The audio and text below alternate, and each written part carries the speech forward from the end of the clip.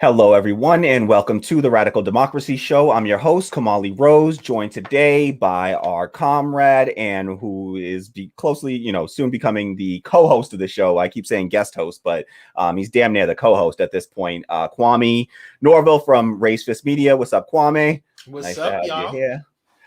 So we got a lot of stories to get to today, a lot that we want to cover. So we're gonna jump right in and make that happen.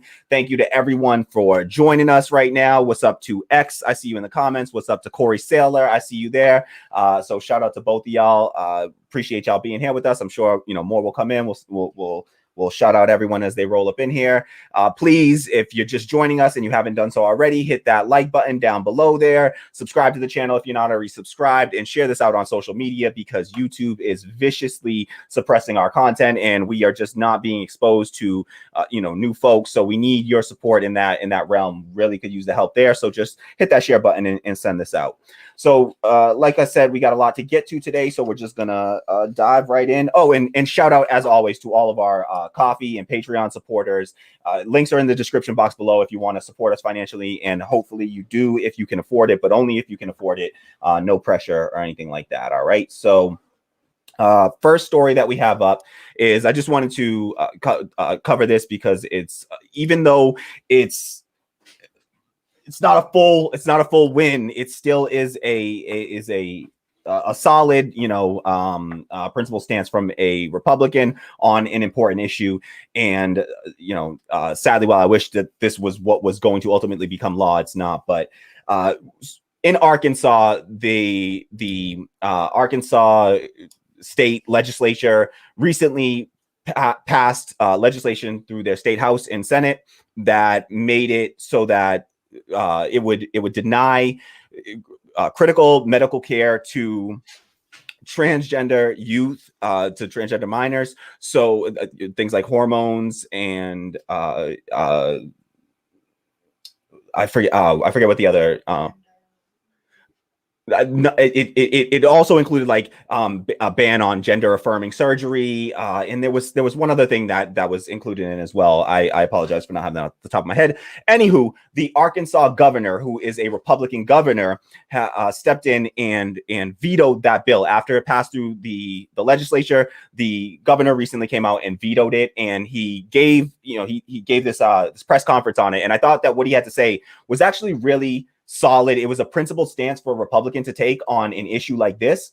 And so I think that it deserves some credit, credit where credit is due.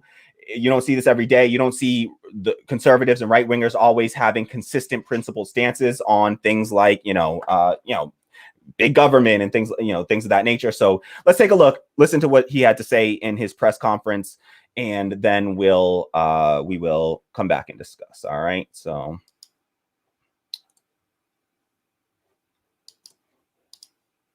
I was told this week that the nation is looking at Arkansas because I have on my desk another bill passed by the General Assembly that is a product of the cultural war in America.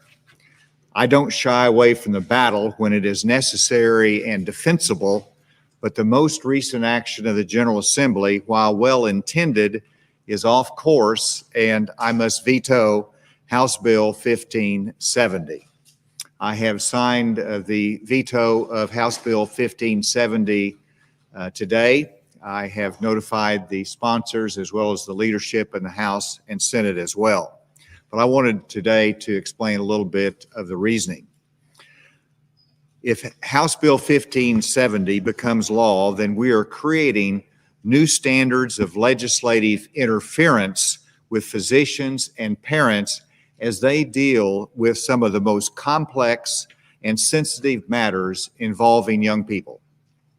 It is undisputed that the population of minors who struggle with gender incongruity or gender dysphoria is an extreme minority. But while they are a minority, they deserve the guiding hand of their parents and of the healthcare professionals that their family has chosen. House Bill 1570 would put the state as the definitive oracle of medical care, overriding parents, patients, and healthcare experts. While in some instances the state must act to protect life, the state should not presume to jump into the middle of every medical, human, and ethical issue. This would be and is a vast government overreach. House Bill 1570 is opposed by the leading Arkansas medical associations, and the concern expressed is that denying best medical care to transgender youth can lead to significant harm to the young person, from suicidal tendencies and social isolation to increased drug use. In Arkansas, gender reassignment surgery is not performed on anyone under age 18. If House Bill 1570 simply prohibited gender reassignment surgeries, then I would sign the bill.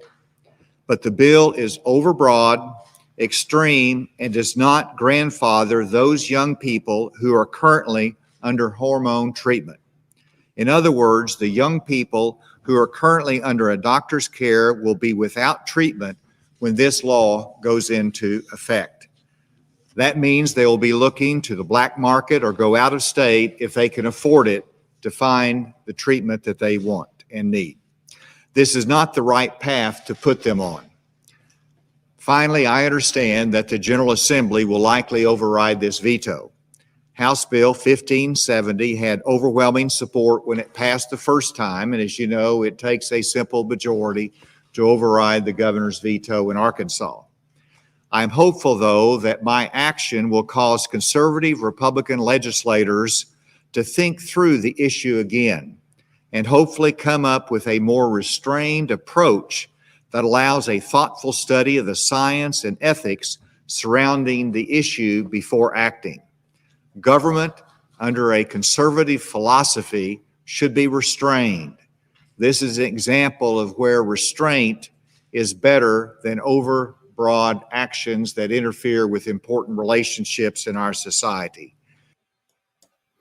So I thought that was really, it's commendable, honestly. I mean, this is it's not for the same reasons that, I would, a leftist or I would defend, the vetoing of this bill. I mean, just on the, moral grounds, the actual, I think it was right for him to cite the harm done by enacting bills, legislation like this, is that the science has shown, the science on this is clear, is that this type of interference from the government leads to more harm being done to these people because of, they're prevented from getting, the gender affirming care that they need. And so it leads to, depression and mental health issues and can often end up at increased drug use, like you said, or suicide is the reality. Transgender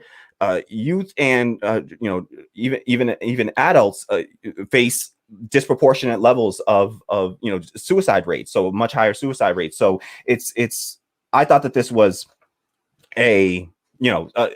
even though, like you said, in Arkansas, sadly, they can veto the bill with just a simple majority, which I think that's crazy. I mean, I don't see how.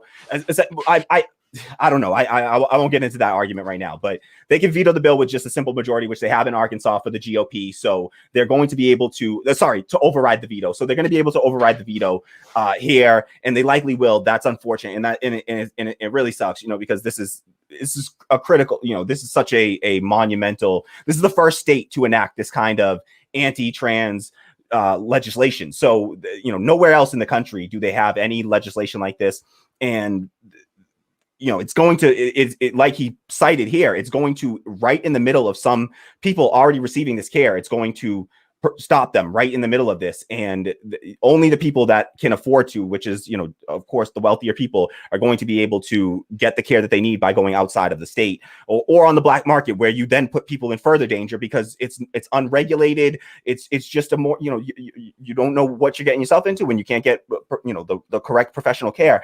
And of course, on a conservative principle basis, this is big government. They say that they're about small government, you know, in ending government overreach.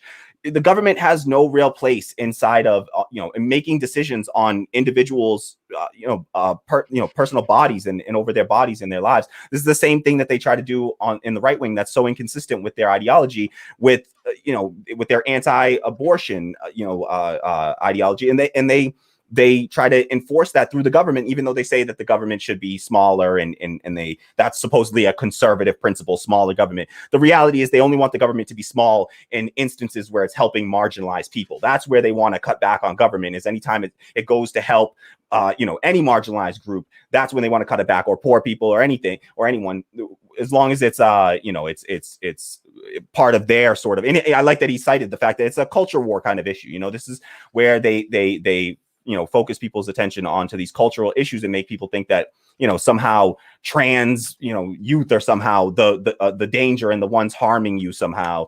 So you need to go and do everything you can to attack these people instead of the actual folks that are creating all the problems in our society right now. And it damn sure ain't trans folks. So what are your thoughts, Kwame? Any thoughts on this?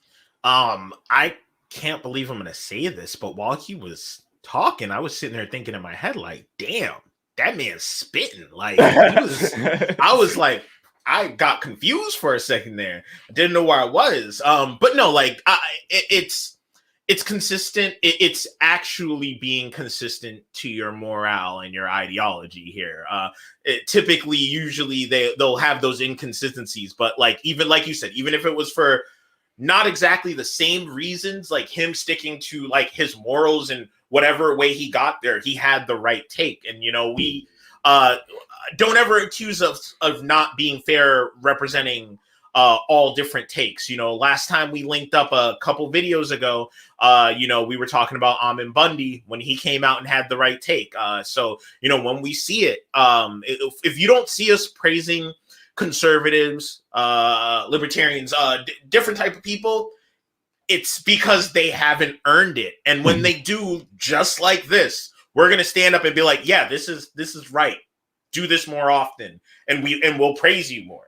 Yeah, it's really that simple. Yeah, carrots and sticks. It's like sometimes you gotta, they do something good, they get the carrot. They do something bad, they get the stick. Yep. And we gotta acknowledge, even if it's not somebody on our team. Yeah. I was surprised to hear, the Republican governor of Arkansas came out and puts his sticks his neck on the line here to veto this bill. So, Sedalia, what's up, Sedalia? Sedalia says, absolutely 100. Denying care for many providers would be a massive moral and ethical dilemma. It could place some individuals at risk of losing their license to practice. That's another wild aspect of this. The what it does to the healthcare providers as well. And Sedalia goes on to say it also exacerbates the present risk factors facing the demographic. You're cutting off all routes to accessing the ability to have any positive health outcomes. Yep, absolutely.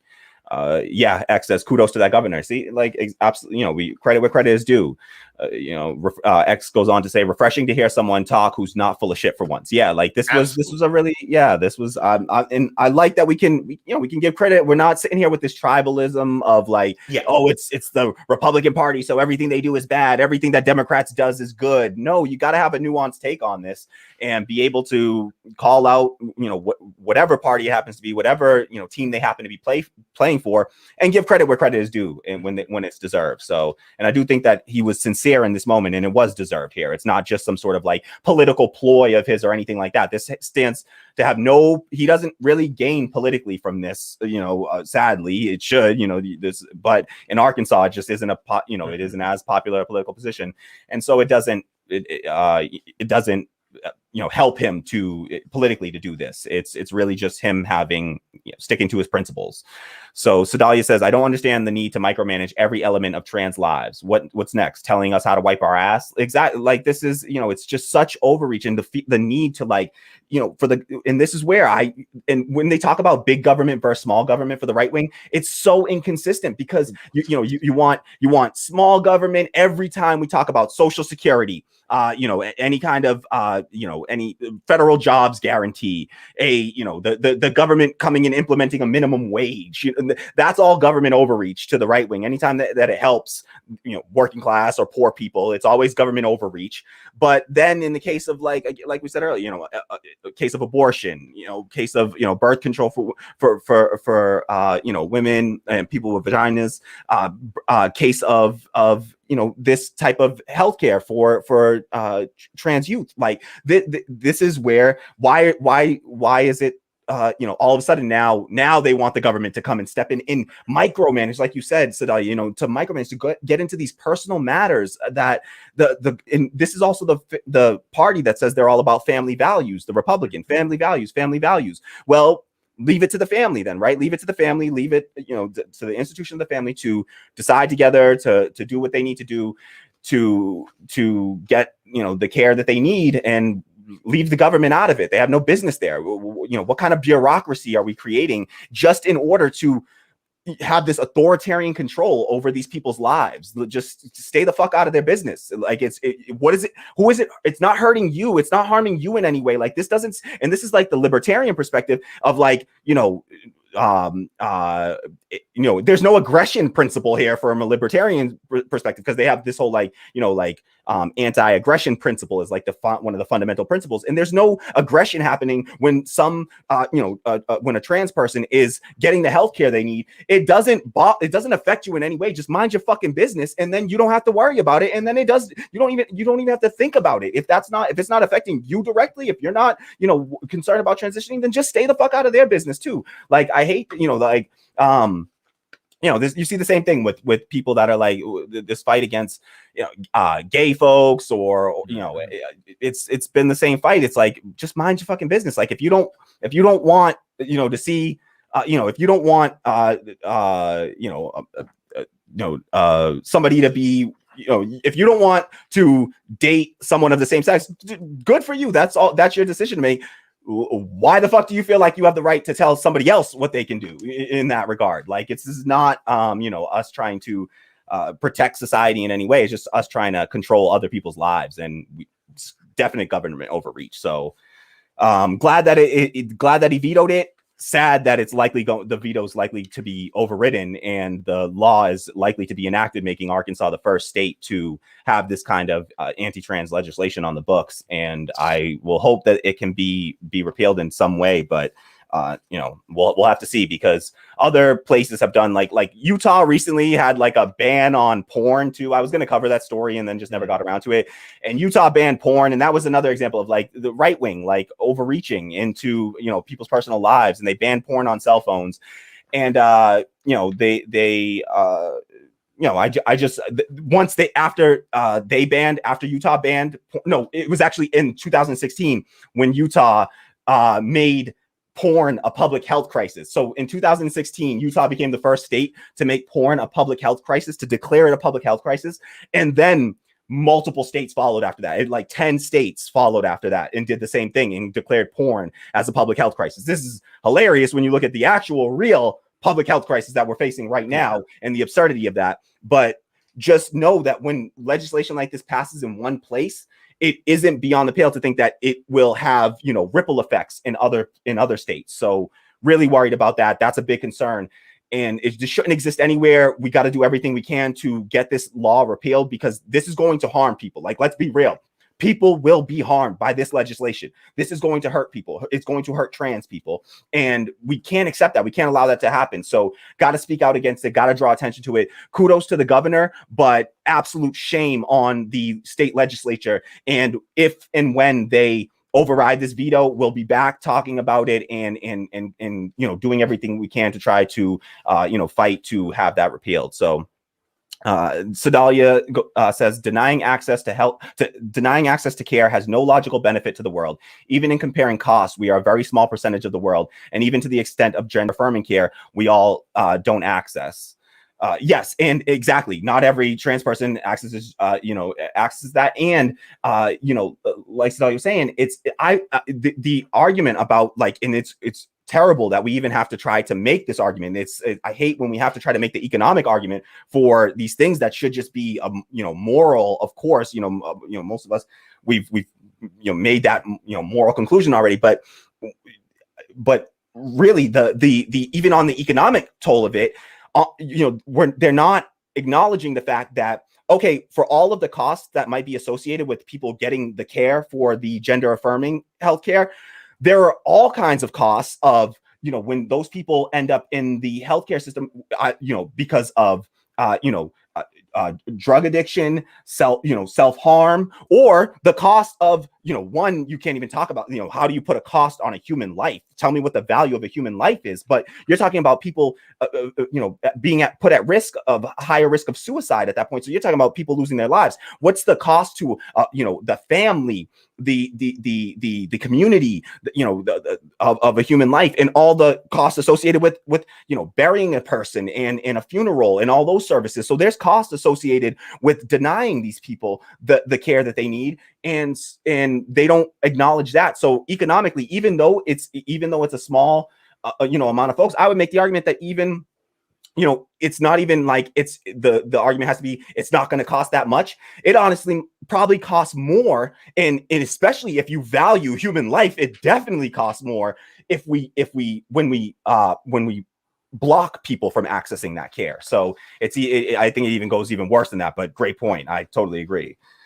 So all right, we got a bunch of other stories that we're going to get to, and we're going to try to keep this under 2 hours. Kwame won't be able to stick with us probably through the whole show, so I'm going to try to get to as many stories as we can while we got Kwame here with us. So I'm going to keep pushing along, but we will let us know what you think in the comments. If you haven't done so already, please hit the like button down below, subscribe to the channel, share this out on social media. We really need help growing. YouTube is just doing everything they can to stop that from happening. So we need your support. All right, next story up. Let's talk about what's going on in Baltimore. Okay, so recently, Baltimore has a lot of cities, actually, a lot of cities and even some states have, during the pandemic, they instituted these policies where they started to they started instituting policies where they started to institute these policies where they would stop prosecuting low-level offenses. So like drug offenses, in some cases, sex work. And they were pretty much temporary policies throughout the pandemic. But Baltimore has recently taken it a step further and made that policy permanent. So I wanted to highlight this because it's just good. It's good policy, and commend them for this. And hopefully we can we'll see more cities and states doing things like this. So Baltimore will no longer prosecute drug possession, prostitution, low-level crimes. So a pandemic experiment in criminal justice reform takes hold in one of America's most violent cities. So, essentially here, Kwame, they are, they've decided that,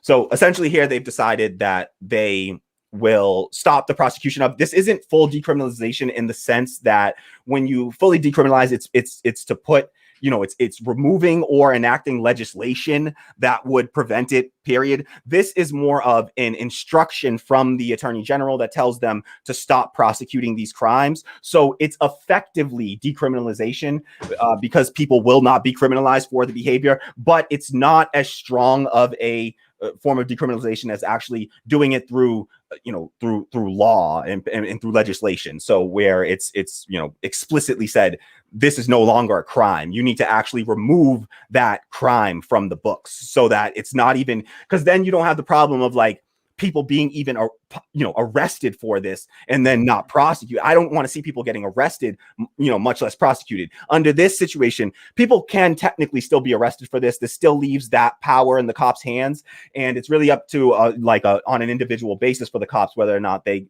even arrest people for this. The prosecutors through the judicial system, they won't prosecute the crime, but that's separate from the actual arrests. And I think leaving that power in the hands of police still is risky. So yeah, of course, especially Baltimore.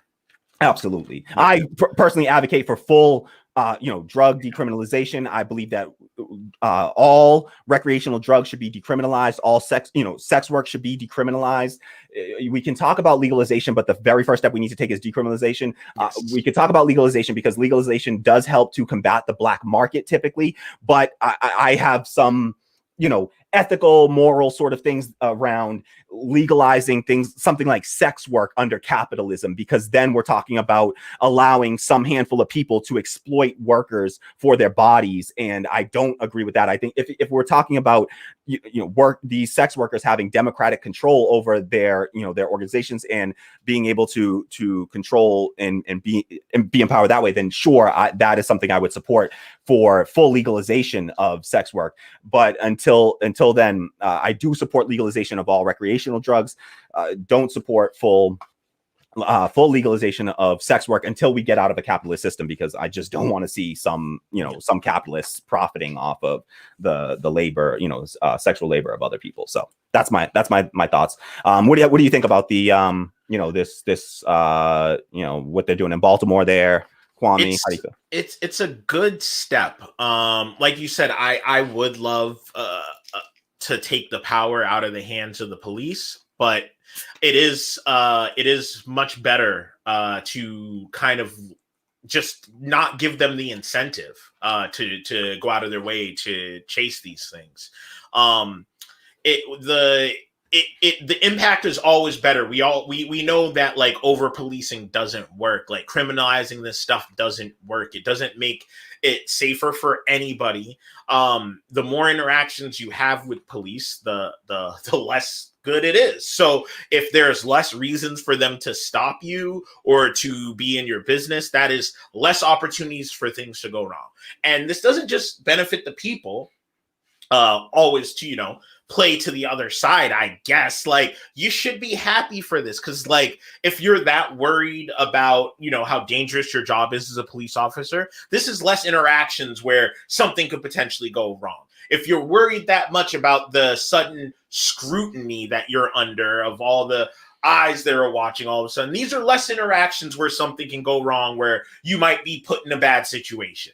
So like this just benefits you. And it keeps everybody safer, and you can go focus on like real crimes that we need you to actually be working on. Like this is a step in the right direction. There's always going to be more to go with it. Like we need more resources for people to get help. We need more safety. Like sex workers need protection. I'm a big fan of advocate for like safe consumption sites. So there's still more. There's always going to be more that we can do. But like, I tend to not be a like half step kind of person. But if we're going to half step, this is okay. I'm comfortable here.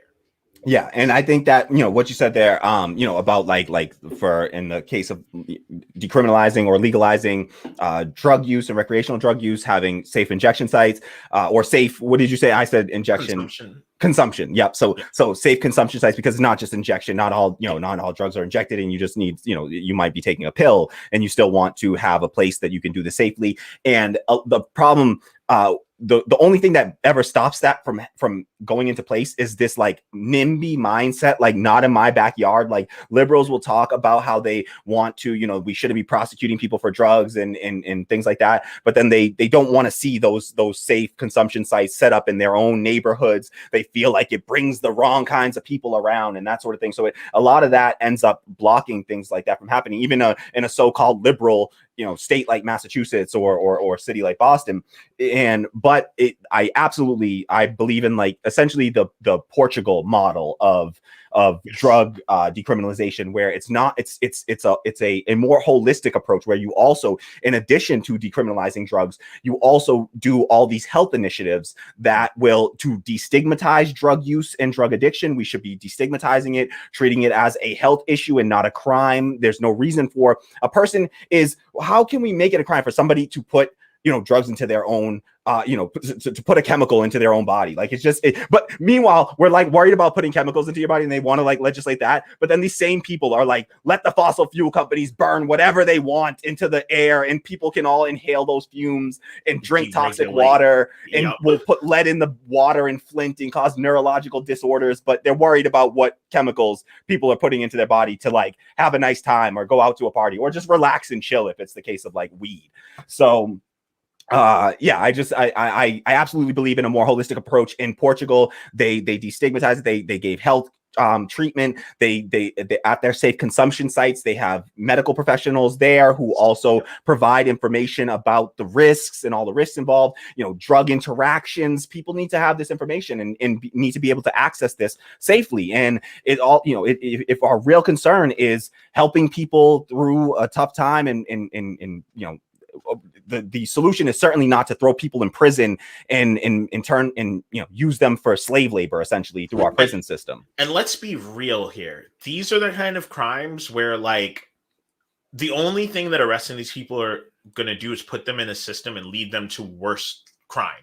Like there's no benefit of sending somebody who's suffering from drug addiction to jail. Like there's no benefit of sending somebody, a sex worker, to jail. Like what? Like it's not. They're not like violent crimes. I have like you can. No, and what's crazy about the sex work one is that it's literally legal to have as much sex as you want with as many people as you want, as long as you do it for free. But as soon as you decide that you want to charge for that, wait, hold on. It doesn't have to be that. You can do it. You just have to be filmed doing it. As long as it's a movie, you're good. Porn's fine. But the second you take it off air and you give the money directly to the person sexing, dude, if that's not capitalism in action, that is just like, a male supremacist capitalism, playing out, because that's men saying, listen, we don't want to have to pay for it. We don't want to have to pay for it. So we'll make it illegal if you charge us for it, essentially. Like that's and they go after in these cases the sex workers and not the consumers, of course. Like the men, typically men, more so men than women that consume sex work. So it absolutely is just a way of controlling women's women primarily. It was historically, typically, but of course all people people of all genders are involved in sex work, but it is disproportionately women, and they are it's a way of controlling them, right, and to criminalize their behavior, of course. Lupe Fiasco, who I've eased my quoting of, but he has a good line where he's like, what constitutes a prostitute is the pursuit of profit, and he's just saying like, that's all. That's what, what makes somebody, it's just like, oh, it's just because this person's pursuing profit. Now it's criminal behavior, but you do it for free and you can have all the sex that you want. So we know what, it's just like a Puritan-esque policy that is meant to control people and their bodies, and also to but it gives little loopholes where capitalism can profit off of it in a way. And so anything that where people can too directly control their situation and their economy, sort of, they move away from that. So like weed, like, wasn't hurting nobody, but it's a drug that you can grow in your own home, so they don't want you to have that, when they got all these drugs that they're making in labs that they want to fill you up with. So all right, I thought that was a good story. We got a bunch more to get to though, so we'll keep chugging along here. If we have any comments, please, by all means, we can check out comments, but I'll start to pull up our next story here. Give me one sec. We're gonna talk about, let me see. This is going to be, Corey Saylor says, too many cities think if they crack down on drugs and crime, it will fix poverty. They got that backwards. Poverty is what causes drugs and crime. I'm glad Baltimore has finally figured this out. Exactly. It's about stop treating the symptoms, start treating the disease itself. And the disease is poverty. The disease is capitalism. All right. That's what we need to fix. That's the problem. It's not that people, are forced into situations where they have to, tweak their mind to feel better, or they have to, sell sex to survive, or because maybe they fucking enjoy it, but we shouldn't talk about we shouldn't criminalize that behavior. Criminalize the, let's criminalize and abolish the root cause, which is the poverty and the capitalism. That's what we need to get rid of. X says we're talking about deficit hawk hypocrites here. They don't care about cost or anything sensible. Okay, yeah, they want to win at cost to preserve the status quo. That's just referring back to the previous discussion on the anti-trans legislation in Arkansas, and I totally agree with you. They do not care about these are these phony deficit hawks. X says the name of the game is to keep marginalized groups and minorities from gaining any kind of power. Yeah, absolutely. So Dolly says OnlyFans versus private business. Exactly. Yeah. And absolutely.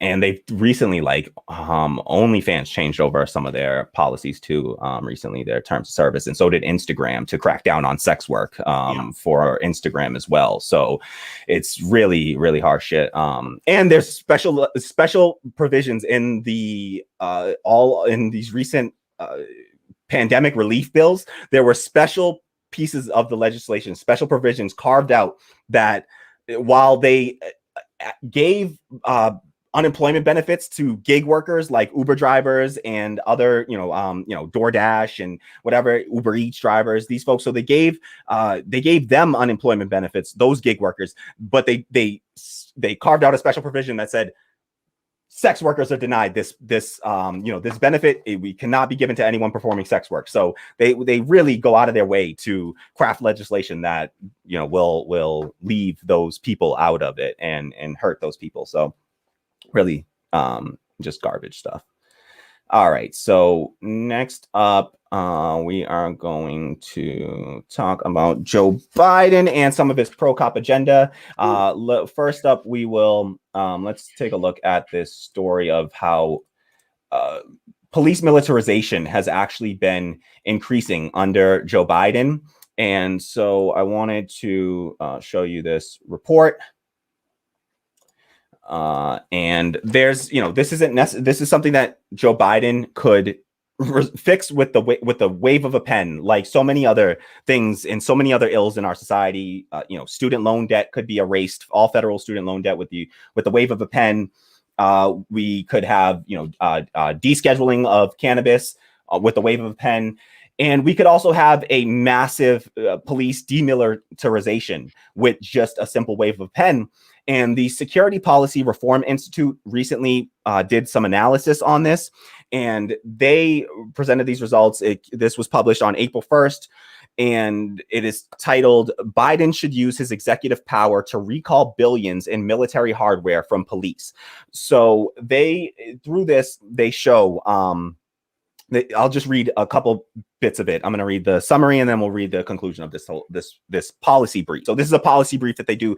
And by the way, the Security Policy Reform Institute, they're a grassroots organization that doesn't accept any corporate donations, and they are completely funded by the people. They say they are by and for the people, and they focus on these foreign policy issues. So this is their wheelhouse. All right. So, all right. And for national security issues, which includes foreign policy, of course. So the summary on this says more than $1.7 billion worth of military equipment has been transferred to the Pentagon's 1033 program, the primary means by which police acquire combat gear. President Biden could force law enforcement agencies to return this hardware and halt future transfers, but has not, choosing instead to side with powerful police unions. Congress should pressure Biden to recall this equipment immediately through executive order. All right. And I'm going to show you a good chart about this. But before I do, I just want to show you what their recommendation was to President Biden and his administration. It says in Congress, which can act on this as well, but Congress, the first act they need to take is really just to pressure Biden, but they can fully abolish this law. So they say it is incumbent on Congress to abolish the 1033 program entirely by striking 10 U.S. Code Section 2576A, but President Biden can make an immediate difference by adopting the language from Representative Hank Johnson's Stop Militarizing Law Enforcement Act of 2021 into an executive order to prevent additional transfers of armored vehicles, explosives, assault rifles, and other armaments to police. This prohibition could work retroactively too. police receive military equipment through the 1033 program as a conditional loan. The executive branch can force police to return this equipment to the Pentagon by adding conditions prohibiting law enforcement from having this combat gear. And there is precedent for this. They go on to explain that there's actually precedent for this already. Biden was vice president the last time an executive order was issued to a similar, albeit much more limited, effect. Former President Obama's Executive Order 13688 prohibited only a few items, but those restrictions forced police to start returning them to the Department of Defense.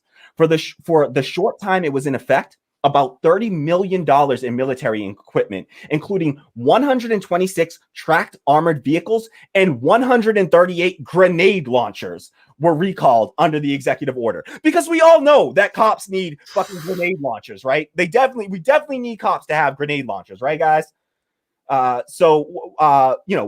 Any initial thoughts on this, Kwame? Who are y'all fighting? Hydra? Like, what the hell do you need grenade launchers for? This is wild. And this is, oh man, like this is exactly what we said on election night. Like this is like, we called that this whole, like, his vice president was a cop. You know, for all intents, he ran with the cop. We knew he wasn't just like open to, but he was like actively friendly with. So like we knew this was gonna happen. Like I don't want to say I told you so, but we knew this was gonna happen. It's only gonna continue from here. And just wait.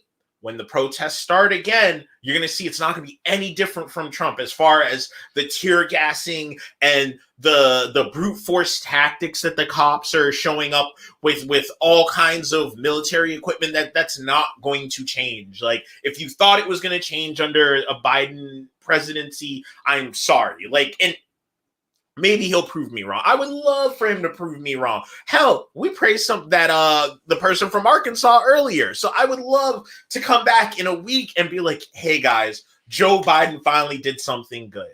But I don't know. It's especially when you see, it's not just that there's precedence for it. It's the fact that when it happened, you were the vice president. Yeah. You was there when it happened. You seeked it. Yeah. Like, you synced it, bro. Right? So you know it's possible. You can do this like super easy. You know, like they can.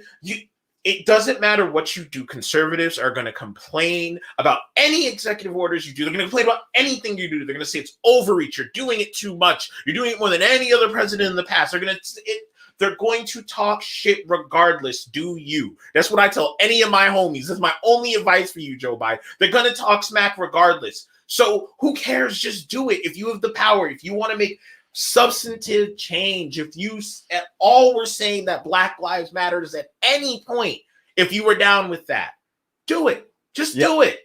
Yeah. It's really that simple. And if you don't, it's because you don't care to. Yeah, and we're talking about a signature on a piece of paper. He sits around, he talks about this, police and the violence, like, miss me with, like, all of whatever they say. Like, I'm tired of listening to what politicians say. Like, we got to stop paying attention to what politicians say and start paying attention to what politicians do, right? And like, his actions speak far louder than any of his words. And he talked about this, when Black folks was asking him, what is he going to do for the Black community? He's like, well, you ain't Black if you don't vote for me. He didn't, he never promised us anything. And even in his campaign videos, I did multiple, segments on his campaign videos where it was just all platitudes, just all BS platitudes, and no substantive policy guarantees. And this is to further militarize our police is inherently anti-Black. It's anti-poor. It's anti, it's anti true liberalism. This isn't freedom when you're arming your police to the teeth like this. So this is a something that should be really basic. Like, we're just talking about not giving the police explosives and grenade launchers and helicopters. And the reality is that Biden, it's not that he's doing this at the, sadly, it's not that it's happening that he's continued the Trump policies. That's not just the issue. It would be terrible if Biden simply continued the Trump policy or the previous policy of police militarization. But I'm sad to report that it's not even that. It's that he's actually made it worse. He's accelerated the militarization of our police department. So this is a chart showing the flow of military gear to police, right? And this is for the past year. All right. So we're seeing what has been how much in the millions, right? So by the millions, how much have police departments received in military gear? And under Trump, you can see the red bars are Trump. And under Trump, you had in the second quarter of 2020, you had $24 million in in military gear going to cops. In the third quarter of 2020, you had 25 million. In the fourth quarter, you only had 13 million. Interestingly, that I'm a little surprised by. And then suddenly under Biden, first quarter of 2021, you got $34 million, more than any of the any quarter in the past year at least, and more than Trump. And so he's now in nearly 3 times as much as what was transferred to police in in Trump's last quarter of 2020. So this is a massive acceleration of police militarization. And I honestly I haven't seen this being covered just about anywhere, sadly. Like, I haven't seen this covered in even a lot in more independent outlets, which it's just one of those stories. Honestly, I'm not blaming any independent outlet for this. We all have limited resources, limited time. It's simply that this story has flown by and large under the radar, no pun intended, since some of the equipment that they've been giving to cops is airplanes and helicopters. But, this is just sort of flown under the radar. And this is part of the thing where liberals, brunch liberals, decided they wanted to go to sleep, and they were just ready to go to sleep. And so I don't think that we're going to see protests like Kwame said. I just don't think we're going to see protests on the same scale. The only thing that we're hearing about, when did George Floyd happen? We're talking about exactly a year ago under Trump, right? Yep. That's the only thing police related that we're hearing about recently at any large level, because it was something that occurred under Trump. Damn.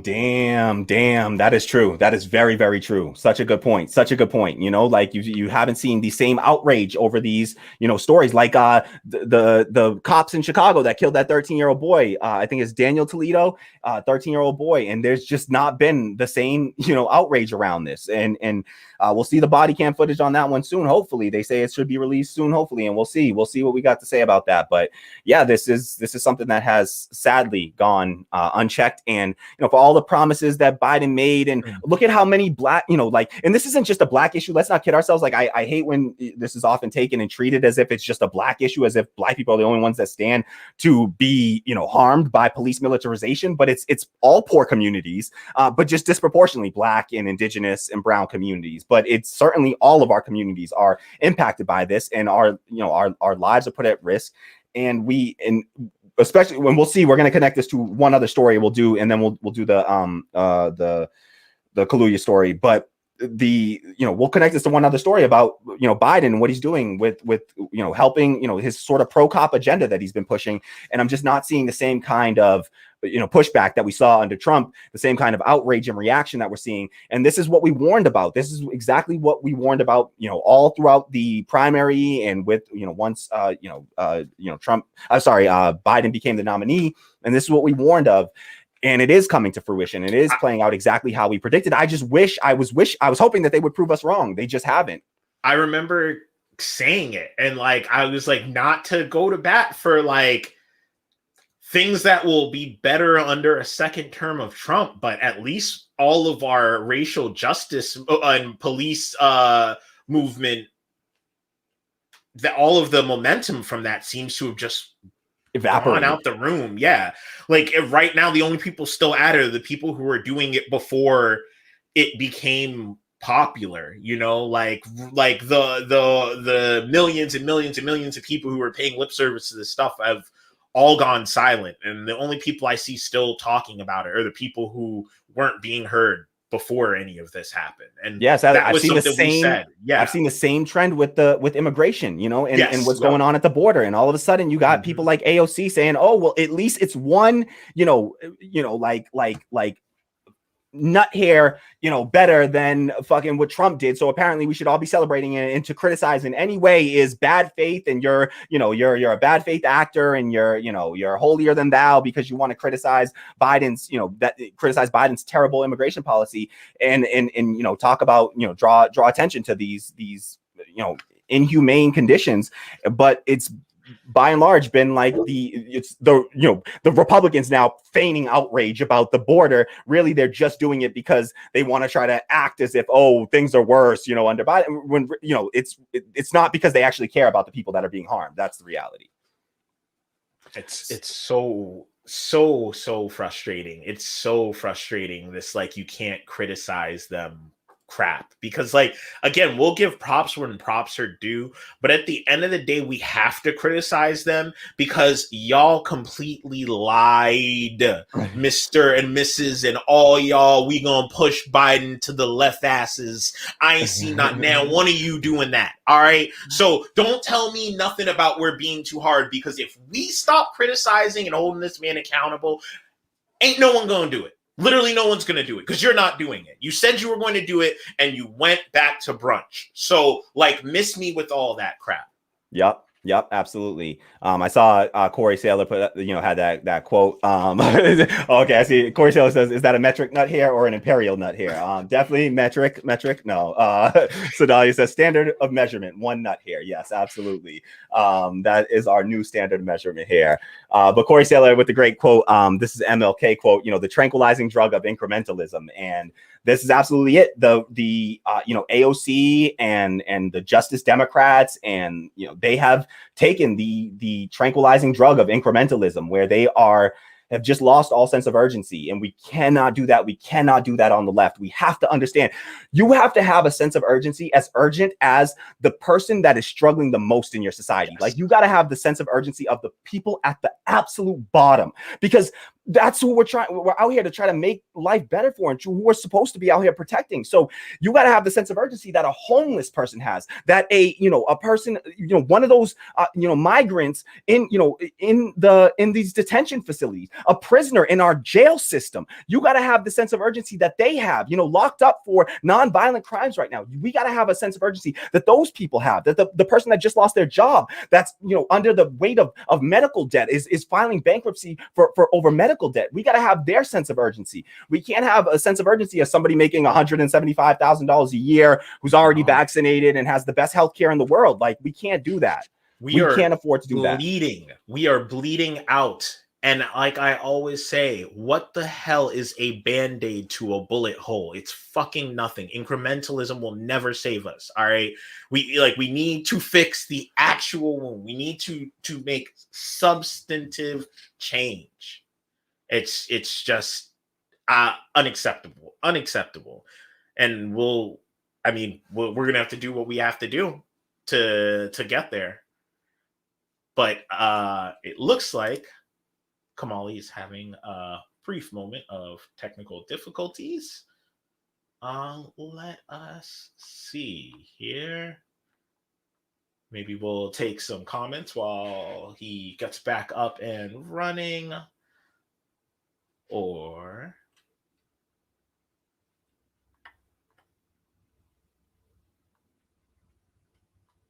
I did see one.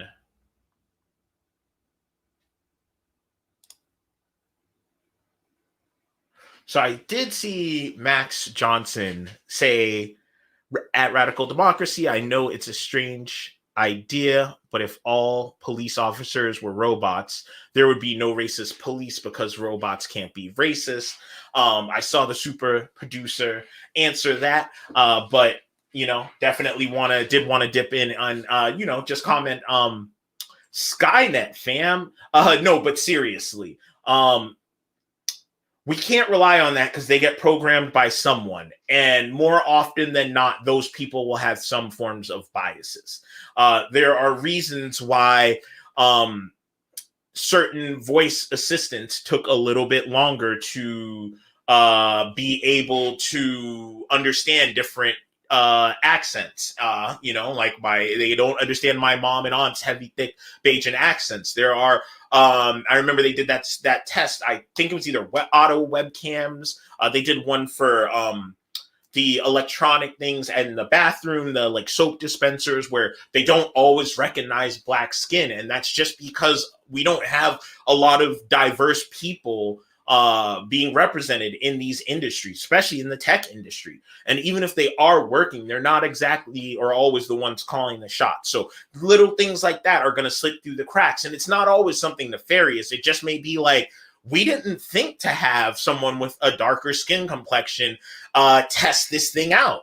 So, there can be complete unconscious biases that can happen and affect things. And then he went on to say, but if robots, had a mind of their own, and that will take me back to my Skynet thing.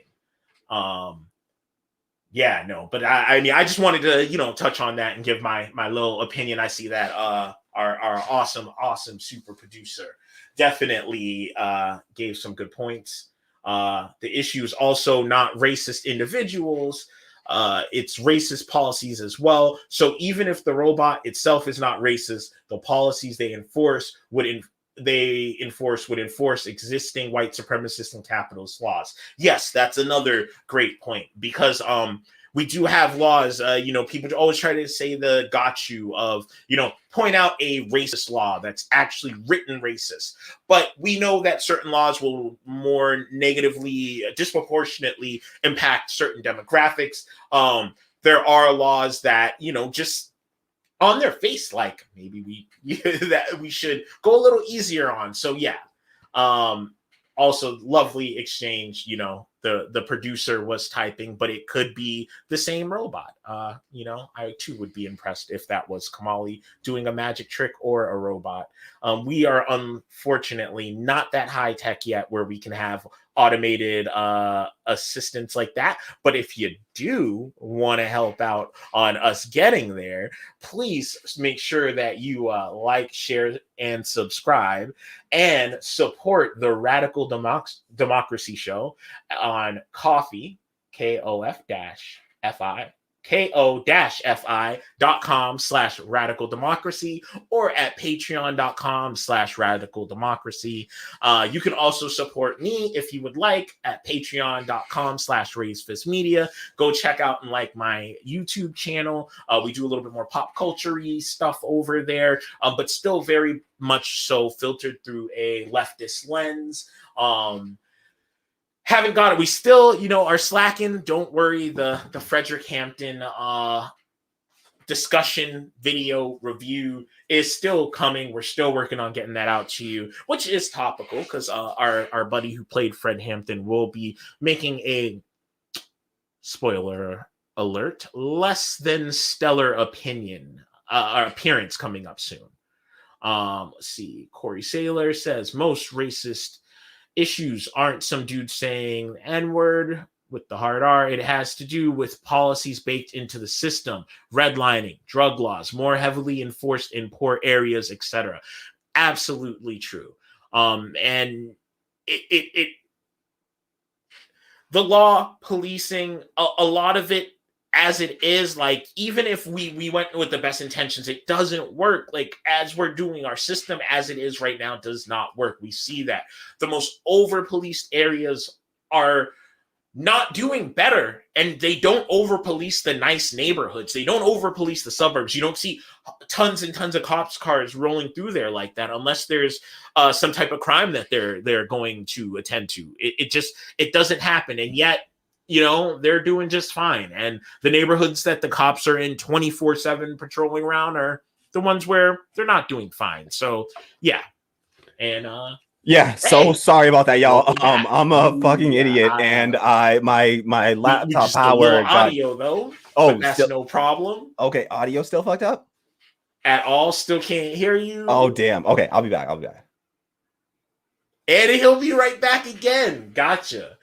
This is the robots taking issue because they heard us speaking ill of them. Sometimes technology can be a little bit fickle. see, Eat the Rich says at Radical Democracy, did you hear the political story about AOC donating 5,000 to DCC candidates? I did not. Let's yes, see. Can y'all hear me now? No, fucking motherfucker, please. Oh, no audio. What the fuck is it doing? Why is it disrespectful? Oh wait. X says that he can hear me. Can't hear him. Okay, they can hear me. Oh wait, no, they can hear you. It's me. It's me. Let me see if I can. I apologize, Kwame. Why can't I hear you? Yeah, this is fucked up. All right. Hey, I can hear you now. Okay, good. Yo, I'm so sorry, everyone. I'm a fucking idiot. My laptop power wasn't plugged in, and I did not realize and didn't notice the whole damn time, and so my laptop just shut down. Super fucking stupid. Luckily, Kwame was in here with me, or else the whole fucking stream would have shut down. So thank you, Kwame, for holding it down. Deeply appreciate that. So sorry to everyone for my, that's never happened to me before in a year of doing this. This is the first time anything like that has ever happened. So I apologize, deeply apologize. But Kwame held it down, shout out. Like I said, that's my co-host. He's more than just a guest host here. So yes, absolutely. On the point, I absolutely have seen this thing about AOC transferring about $160,000 of her money. And I was hoping to cover that. I got a story queued up for it as well. But AOC transferred $160,000 of her campaign funds to corporate Democrats, essentially some people that are even anti-Medicare for all. So she is sitting here transferring money to these corporate Democrats that this is not what people that donated to AOC, that is not what they donated for. If you donated to AOC, you did not donate it. You did not donate knowing that your money might be going to an anti-Medicare for all cause. No. She is essentially, she every day she just does stuff that pushes me further and further, pushes her into a category where I'm just like, gross. It's just she's really laundering our money to the corporate Democrats. It feels like it. It's really and here's the crazy thing about the story, Kwame, is that some of them they consider her such a toxic person, the corporate Democrats, that some of them returned the money. They were like, we don't want your money because we don't want you to be associated with giving us money because it's going to hurt us in our district. So she's sitting here trying to help these clowns or whatever. And they still don't have any kind of level of respect. Nothing that she does can be corporate enough for them. And so yes, it's sad. We definitely saw the story. It's terrible. Shame on her. I was one of the first 300 people to ever donate money to AOC. You can look it up. You will find my name, Kamali Rose. Look it up in the FEC reports. They show in a list in order of how those donations were reported to the FEC. I'm one of the first 300 people in the entire world to donate to AOC, the politician, and now it's like more than 1 million. But it's really frustrating because it feels like I helped her to get to this point, and then she's doing more of the same. So I don't want to. I'm trying not to make this the AOC show and spend all my time focused on the AOC, but I do think that it's an important. She's an important, player on the left, and what she's doing has real implications for, left electoralism. And I just think that what AOC is doing is really setting a lot of people up to lose faith in electoral politics entirely. And maybe that's what we all need to do anyways, because maybe it really is all for naught and there's nothing that we can gain from it, nothing substantive that we can gain beyond sort of the local level. Once you get outside of the local level of politics, it gets very hard to impact the national politics, even state level politics. So, but I think that she's doing AOC's essentially become an accelerationist in a way, because she's just going to accelerate people's, radicalization and make people feel like, all right, this is all right. Are you ready for QAnon? Because my conspiracy is that AOC is actually an insider trying to get people off of electoral politics. And so I'm just kidding. I have nothing. No, she's doing the real radical work there.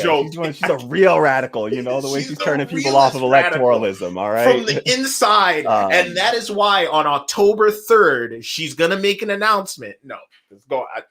All jokes. Yeah. I disagree with folks that are in the comments saying like she's CIA and stuff like that. I just don't think that. I don't believe that. I don't think that it's to that level. We don't have to go full on conspiracy theory or anything like that. Now, that I believe that she Eat the Rich says one of the corporate candidates she donated to supports the CIA.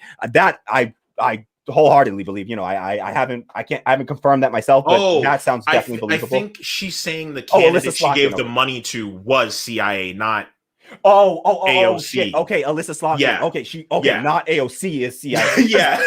Sadly, no, this sad thing is that online, on Twitter, I literally have seen people saying AOC is a CIA op. I don't think we need to go there, folks, all right? Like, we don't need to go there. But she's definitely kidding. I was just kidding, guys. But that's wild. I didn't know that Alyssa Slotkin was a former CIA op. That does, that I'm sure, checks out. Establishment Democrat, CIA op to establishment Democrat, not a big jump for me to make mentally. So totally understand that. All right, we're gonna keep pushing along to some of these other stories just so we can try to get. I want to get one more in before we do the Kaluuya. Because it's tied to the Biden thing, and I think that this will be pretty quick. I think this will be a quick one. So let me just pull this up real quick. Sorry, y'all. Please hit the like button, subscribe, share. If you haven't done so already, we deeply appreciate it. Man, AOC. Yeah, AOC, man. Yeah, it's down. been, dude. We could do a whole and maybe we should, because it definitely, people see that and they. She's about to beat Terry Crews for mine. Yeah. Terry Crews, Lana Del Rey, and AOC are all three fighting. Really, Lana Del Rey too. Damn, you're gonna have to tell me about that one offline. I didn't know about Lana Del Rey too, but yeah, it makes sense. I mean, it's a three-way fight for who's gonna depress Kwame with their letting him down the most in 2021. I still jam to her music though. Unless you tell me it's really trash, then I'll have to end that shit too. We might have to do a segment on her next album if her threats come true. That's all right. So let's hold on. All right. Well, damn. Yeah. We'll have to give her the Lupe treatment if it happens. Damn it. We'll give her the Lupe treatment if it gotta go that route. All right. Let's do this next story. I don't want to have a smile on my face at the beginning of the segment because then it'll look real awkward when I cut this clip up. But so I'll try to. All right. Let's see. Okay. So this is a story that came out. This is an article out of Forbes, but this made the rounds about a week ago. Joe Biden and the Biden administration are urging the Supreme Court to let cops enter homes and seize guns without a warrant. This is coming in the wake of some of the massacres that have occurred. And of course, in this, they'll try to use that fear to try to get people to relinquish certain basic civil liberties that may feel like in the moment they are there to protect us, but almost always are used to harm us instead. You'll see this like with the Patriot Act of 2001. After 9/11, we had this Patriot Act. Everybody was afraid, everybody was supporting it and cheering it on, and ultimately it was not used to protect people, but to spy on American civilians essentially, and to further help the police and yeah. So this is yet another instance of that, in my opinion.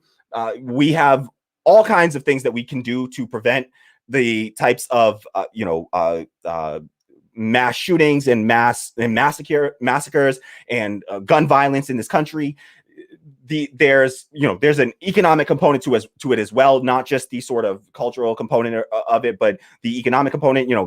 People that are in desperate situations often are pushed into situations where they do violent things, and we have to reckon with that as well. Not to excuse their behavior in any way, of course not, but if we're really talking about solving the problem, we got to talk about solving the economic problems in this country as well. It's not just, that these people are racist or, anything like that. It's all, there's an economic component to this as well.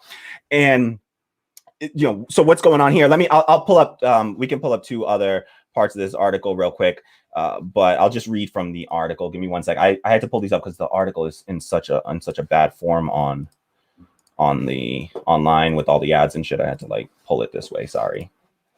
So the article goes on to say, siding with law enforcement, the First Circuit noted that a police officer, quote, must act as a master of all emergencies, who is expected to provide an infinite variety of services to preserve and protect community safety. By letting police operate without a warrant, the community caretaking exception is, quote, designed to give police elbow room to take appropriate action, the court added. In their opening brief for the Supreme Court, attorneys for Okay. So first up, before we get to the next paragraphs, I just want to point out what they say. This is the First Circuit Court siding with law enforcement and saying, that police officers must act as a master of all emergencies who is expected to provide an infinite variety of services to preserve and protect community safety. That is a problem in itself. Like, what the hell? Shit. To say that police have to, they're expected to be a master of all emergencies, and first off, are they really expected to be a master of all emergencies? If I need heart surgery, and I'm in an emergency like that, do I think that I need to have police come and help me in that situation? No. What if you have a problem with a little 5-year-old boy who's just hungry? Do we need police for that one? Exactly.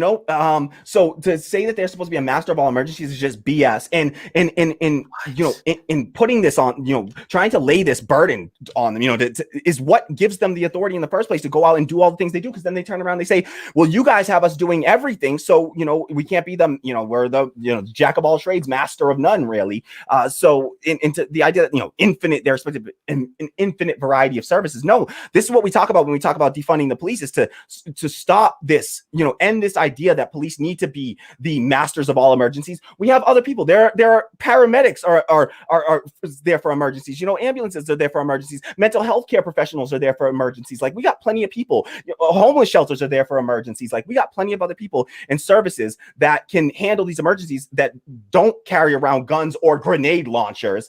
So we just don't we don't need them to be the masters of all emergencies. And then in the other, so this article goes on to say, in there, let me hold on. Sorry, I got to do this because I just got to take down that banner because it's blocking. Okay, good. So in their opening brief for the Supreme Court, attorneys for Kaluuya, so that's for the defense here, so they're trying to stop them from getting this, legislation passed. They say in their opening brief for the Supreme Court, attorneys for Kaluuya warned that, quote, extending the community caretaking exception to homes would be anathema to the Fourth Amendment because it would grant police a blank check to intrude upon the home. The community caretaking exception they're talking about it was designed to allow police the authority to, say, tow a vehicle that's blocking the road from, for people to pass. That's literally the legislation. That's literally the purpose of it, was about traffic legislation and allowing cops to clear roads for public safety reasons. Now we're taking the law that's supposed to be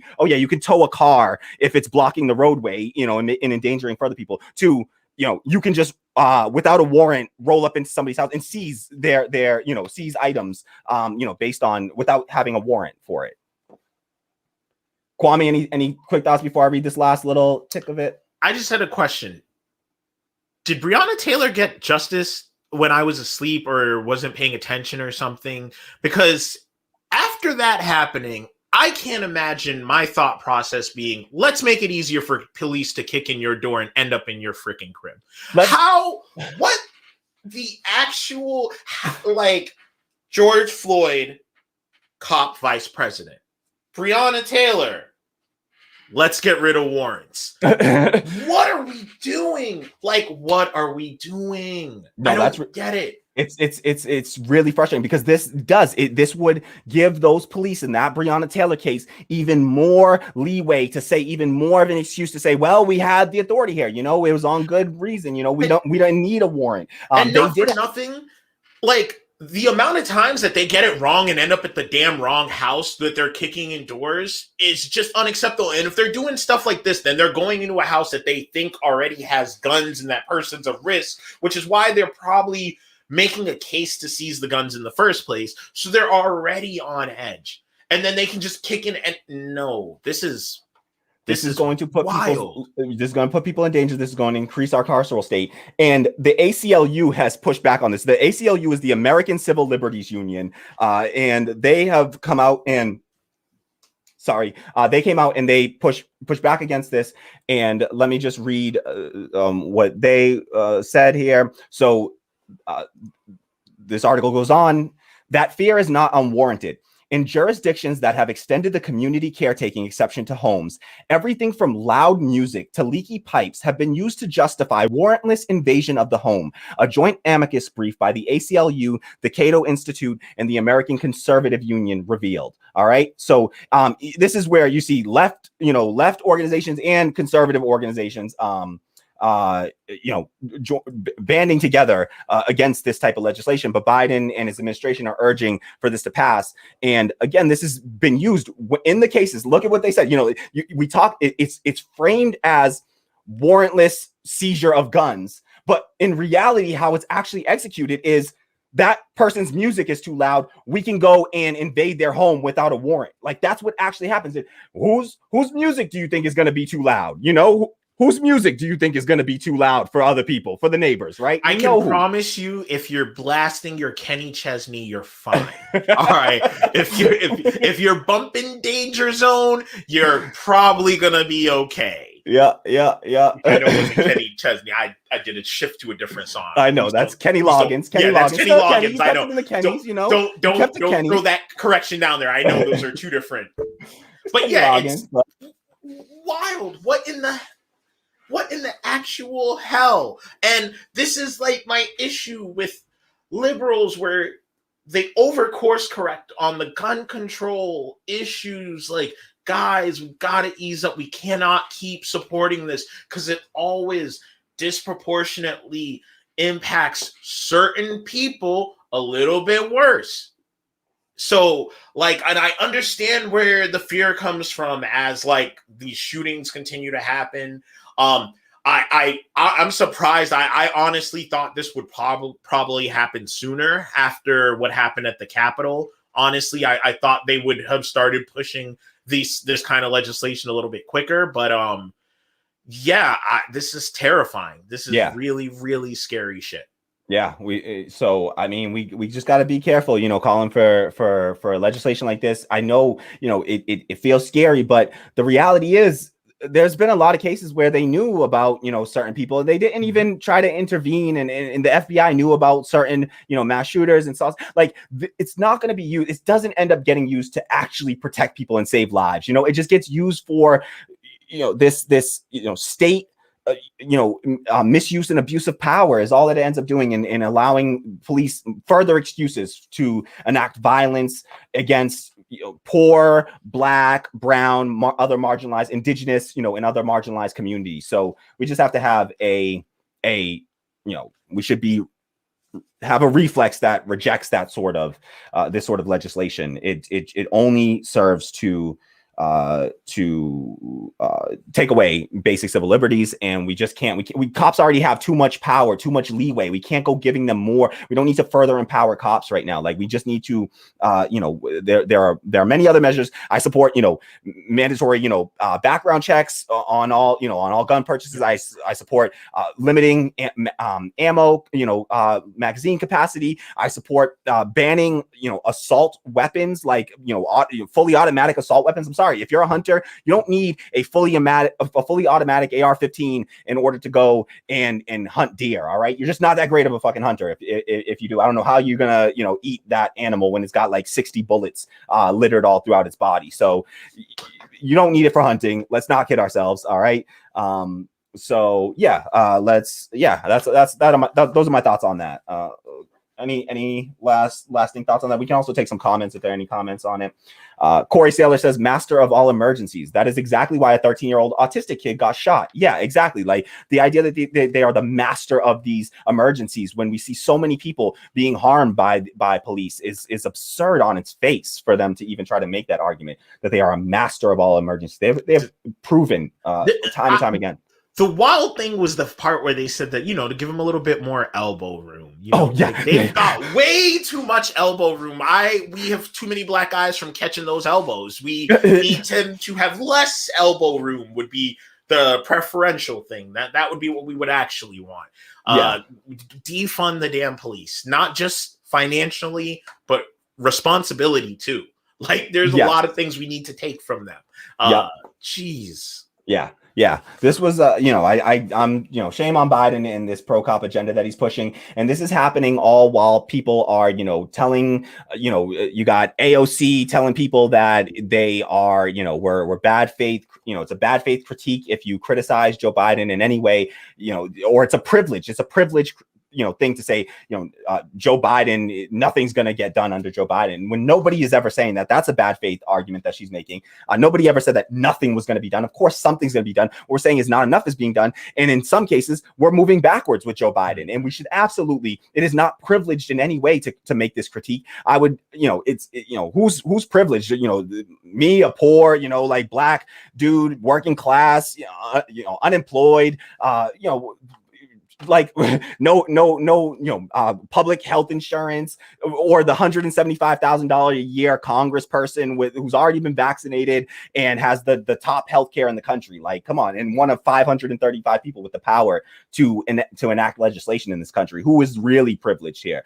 Us, the people criticizing Joe Biden, or the president, Joe Biden and AOC and all those folks, themselves. So I don't think this is in a privilege critique in any way, shape, or form. Yeah, no, all right. Not at all. Like, it's just, yeah, I'm so tired of that nonsense. I am just so done with that. Like, we can't critique him nonsense increasingly. Yeah.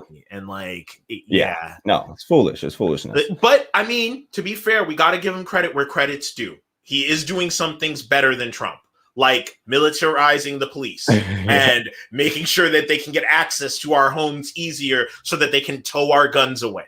Yeah, and we should be thankful for that. And he's also tripled the number of migrant children in detention centers. So, he's really, we're number one, bigger, Democrats rule, vote blue no matter who, y'all.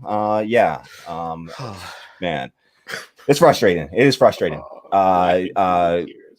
Corey Saylor says Blue MAGA is real, yo. Yes, it absolutely is. And this is what we mean when we talk about it, because it's like people that are just so blinded by party that they can't criticize their own team. You got to be able to, or criticize the other party or whatever, or criticize your, the party you identify with, the Democratic Party. Got to be able to criticize both of them because they're both garbage. Let's be real. All right. One's just a little slightly less garbage than the other. And it's not a, it's not, the bar is so low that really shouldn't be the standard that we're holding them to. Is, are they better than the Republicans? Come on. Like, if that's the bar, y'all, I mean, it's not going to take a whole lot for them to clear that bar. And let's be real. We only realistically, like, I almost feel, I don't want to call criticizing Republicans virtue signaling, but it's just like, so we can state our morals and our principles.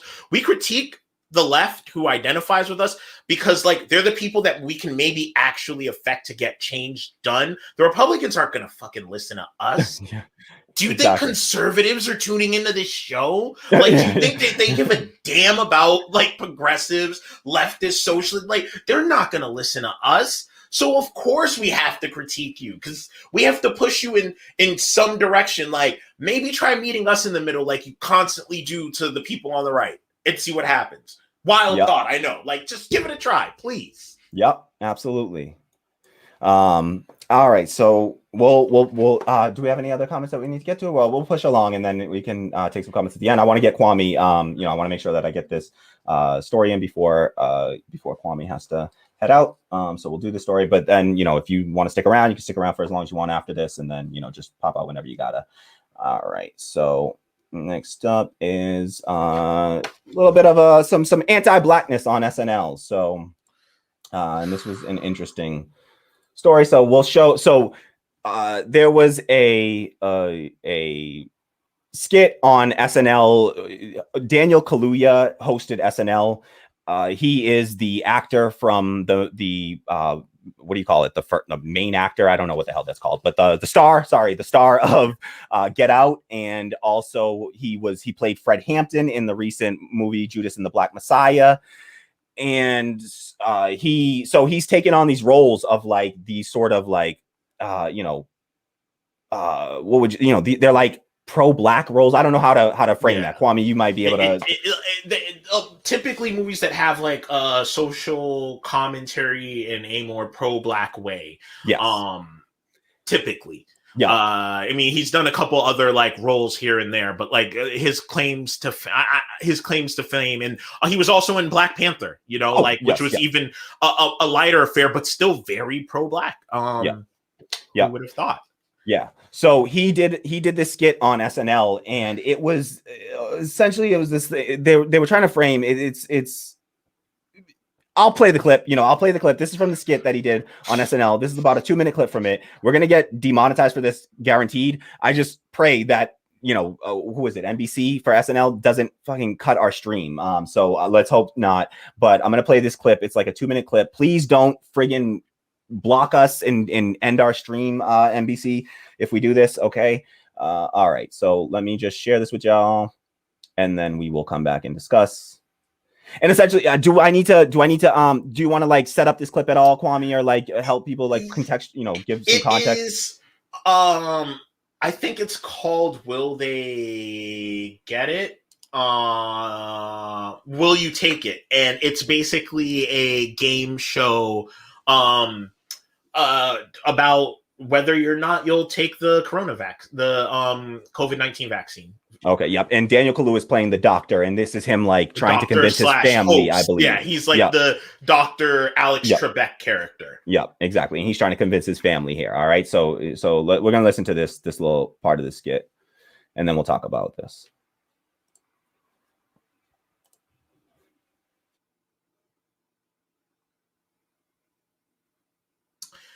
Major cringe. Yeah. What are your thoughts? Just hit me with your thoughts right off the top. Just as a random aside, before we really get into the nitty gritty of it, that was like, even if you take out the anti-blackness and all of that stuff, that was not funny. What the hell is going on SNL? Where was like, what? But yeah, no, trash, unmitigated garbage, the gall of these people.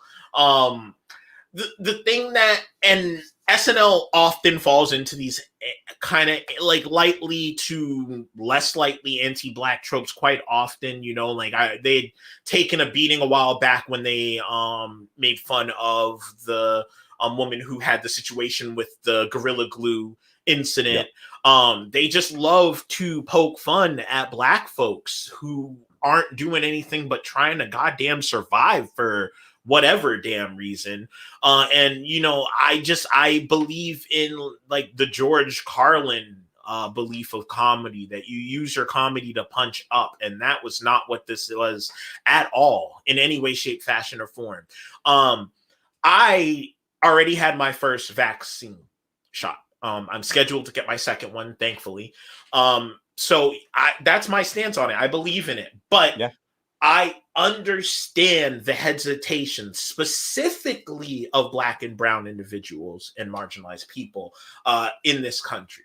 So if you do that, you can't do something like that and not acknowledge that. Like, that is why I'm just like sick to death of this, like turning our nose up and mocking and talking shit about Black people who are rightly skeptical of this government after a little thing like Tuskegee, or like the medical racism. And just for people that don't know, look up, if you're not familiar, when Kwame says Tuskegee, look up Tuskegee syphilis, experiment. So look that up, Tuskegee syphilis experiment, and you'll see, you can see the history and the reasons why, the valid reasons why Black people in America might be reasonably skeptical of, things like, any kind of like vaccination or, medical care from the government. It's absolutely not, and then that's not even counting like the maternal death rate, just by way of other issues with medical racism. We have a very complicated history with the health industry. Just go back all the way to Henrietta Lacks, and everything that happened there. So like, it's we've got history, we have rights to be skeptical, and like, another aside that I find funny, we're not even getting this, because Black people, if you were offering them $500 to $5,000 in the middle of a damn pandemic when people are homeless and really need money, maybe we could have that conversation. But you're roasting us about it, and you ain't even offering us that. you know, talking about people who might lose their job to have to make time to go get that vaccine, or if they can get the time to go get that vaccine, or can't afford to be one of the people who have the side effects where they're sidelined for 2 to 3 days. All right. So maybe if you did kick them some money to make it worth their while, they would be maybe a little bit more likely to consider that,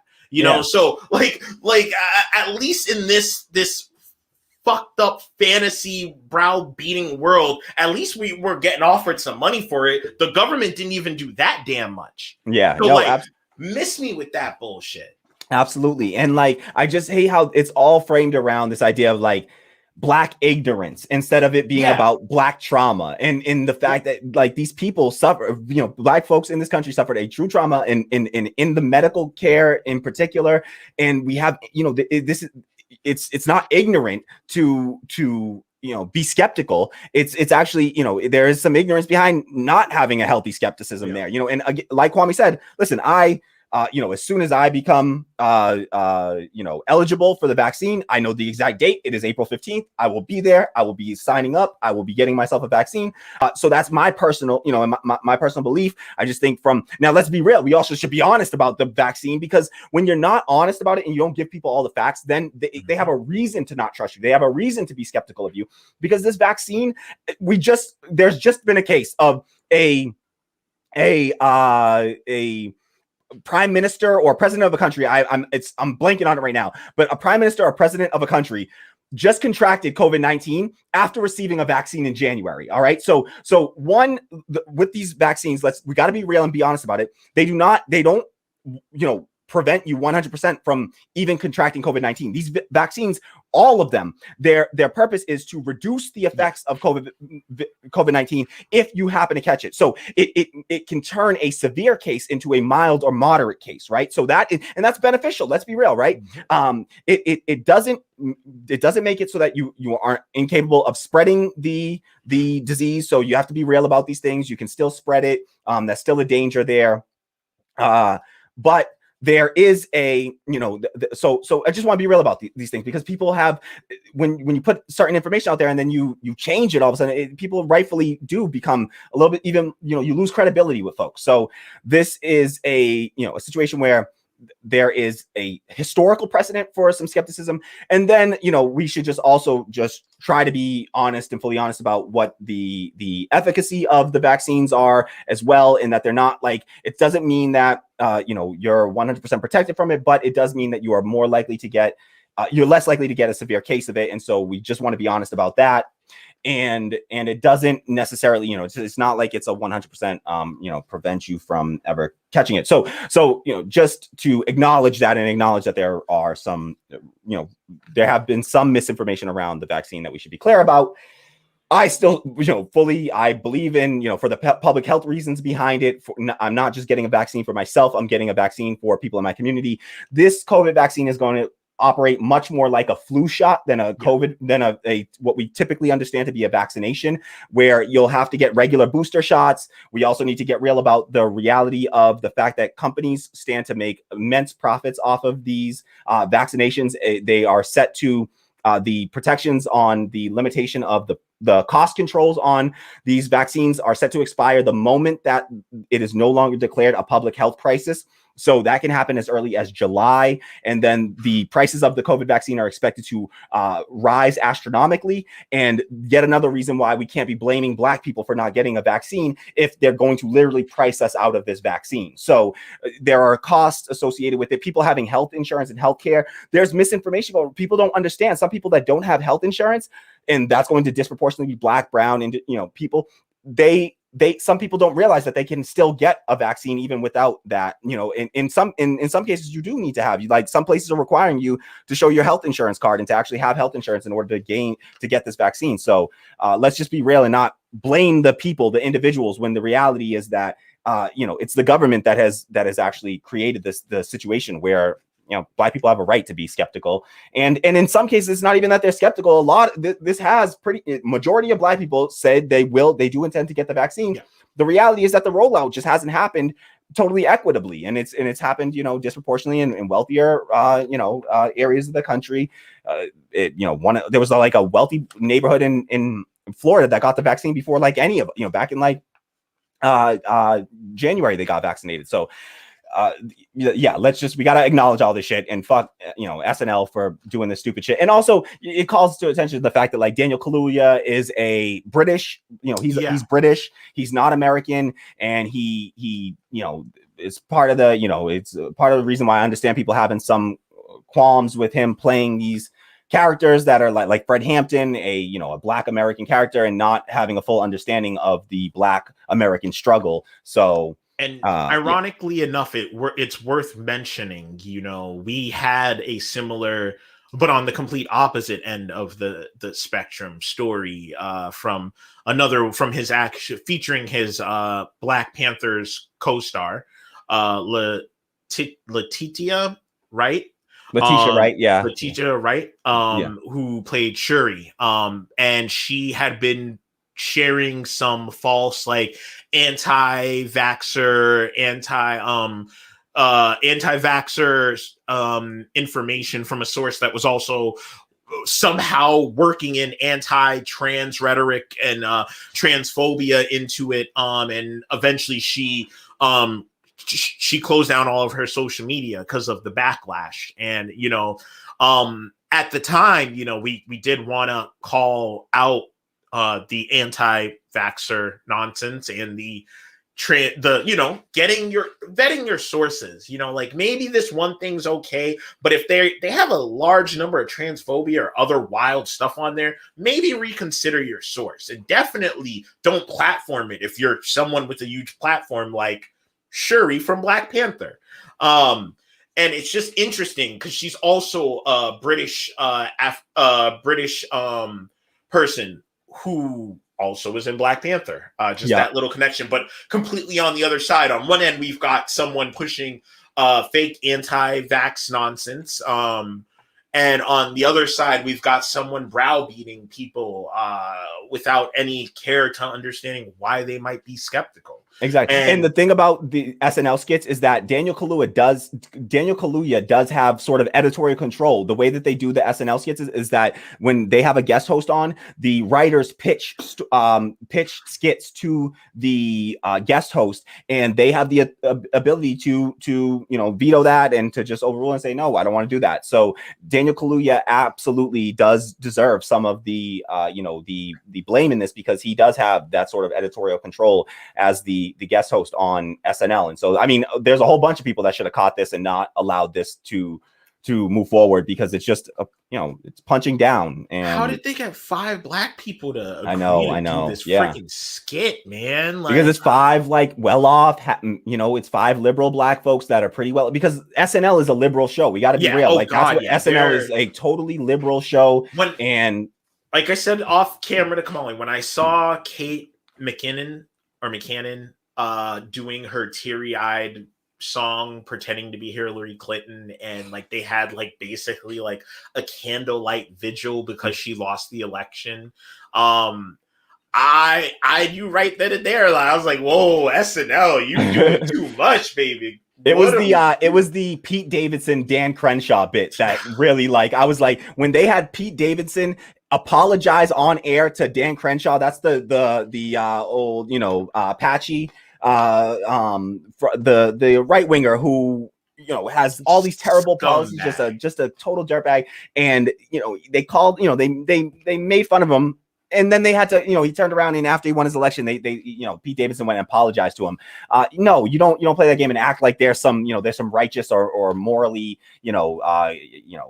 respectable human being when they're just not. And so that was what completely did it for me. Where I was just like, fuck SNL all the way, 100%. So I haven't, rocked with them in any way since then, for sure. And they had already been wearing thin on me with just their they were people, they gained a lot of prominence during the Trump years because they were being anti-Trump. And there's a lot of people, even, almost, so many people can get behind that, making fun of Trump. But these are the same people that wouldn't actually substantively oppose them in any real way, and who are now supporting the person that is, continuing his policies and even making them worse in some ways. So, All right. Yes. Yeah. And there's also you had mentioned too when we were talking off air about another one of these British actors that and I'm spacing on her name right now, but she's the actor that's playing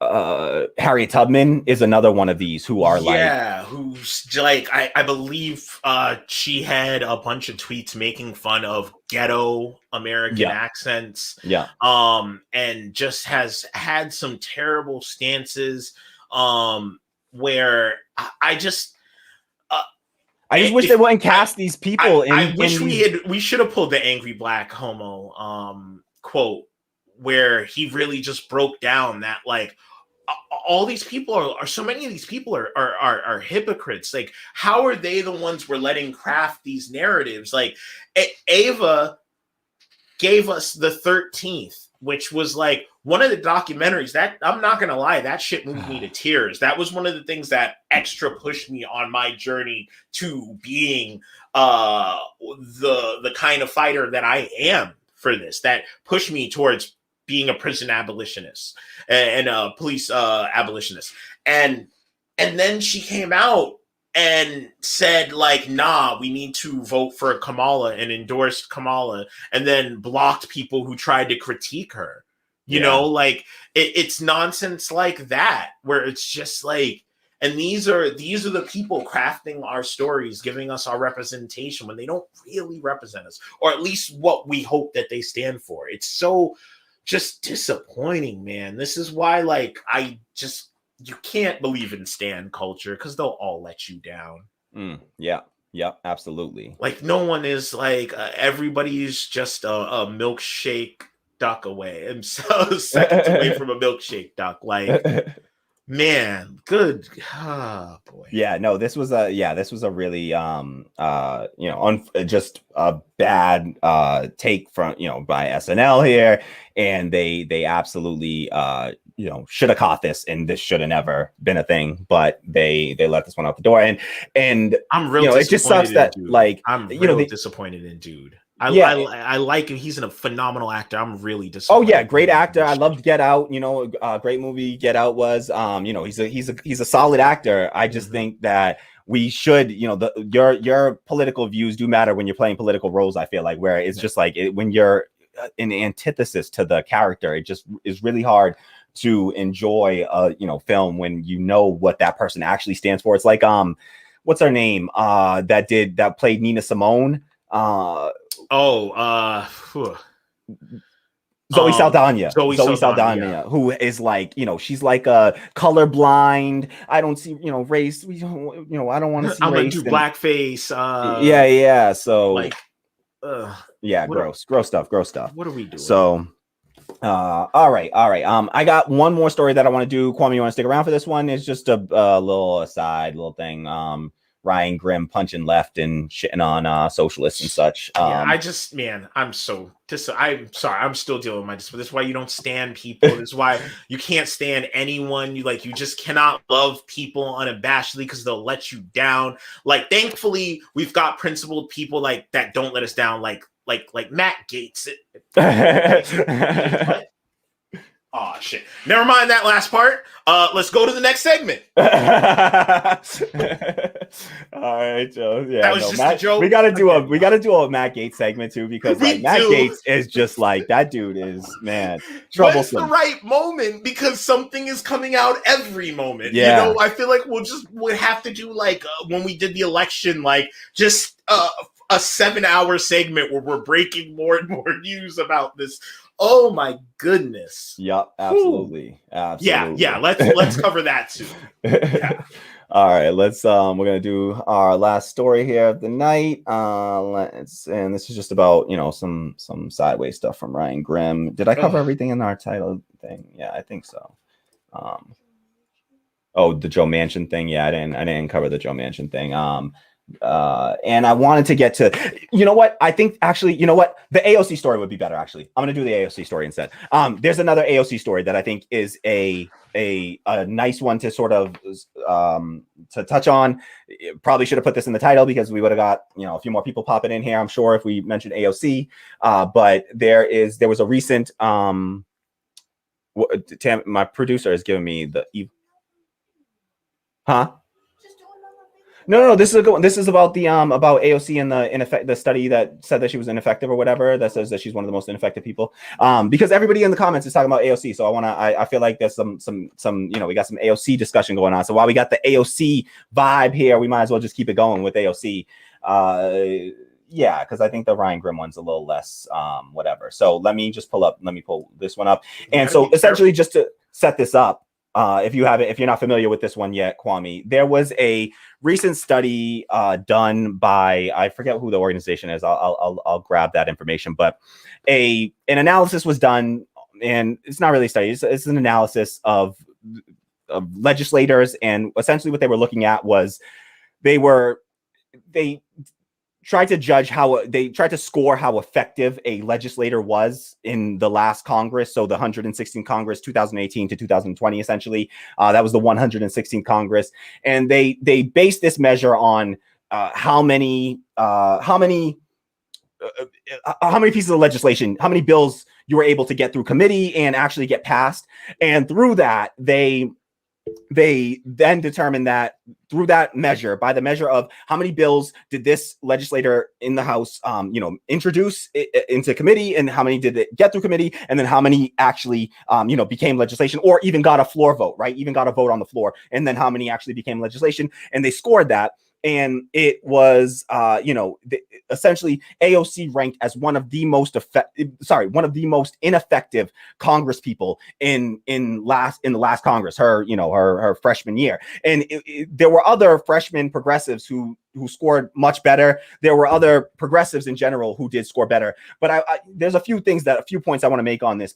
Kyle Kalinske did a video on it, which put me onto it. Kyle Kalinske from Secular Talk, which put my attention towards it. And then I read the study that they did, and my thoughts on it are, top line thoughts. What the real story here is, I think, is how Fox News is reacting to this, which I think is the real interesting part of this. And I want to play a couple clips if we can, but I'll play at least one of these clips, and I'll play the Tallulah Lemon clip first. That's Tommy Lauren, I believe. We'll play that clip first, but they're too good.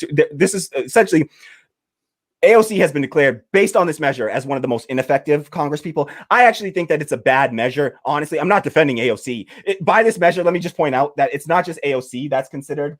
By this same measure, Nancy Pelosi is also considered. So AOC and Nancy Pelosi are considered two of the most ineffective Congress people. And you try to make the argument to me that Nancy Pelosi is ineffective. I'm sorry. Well, ineffective all for the things we want. Ineffective for actually getting good stuff that we want done.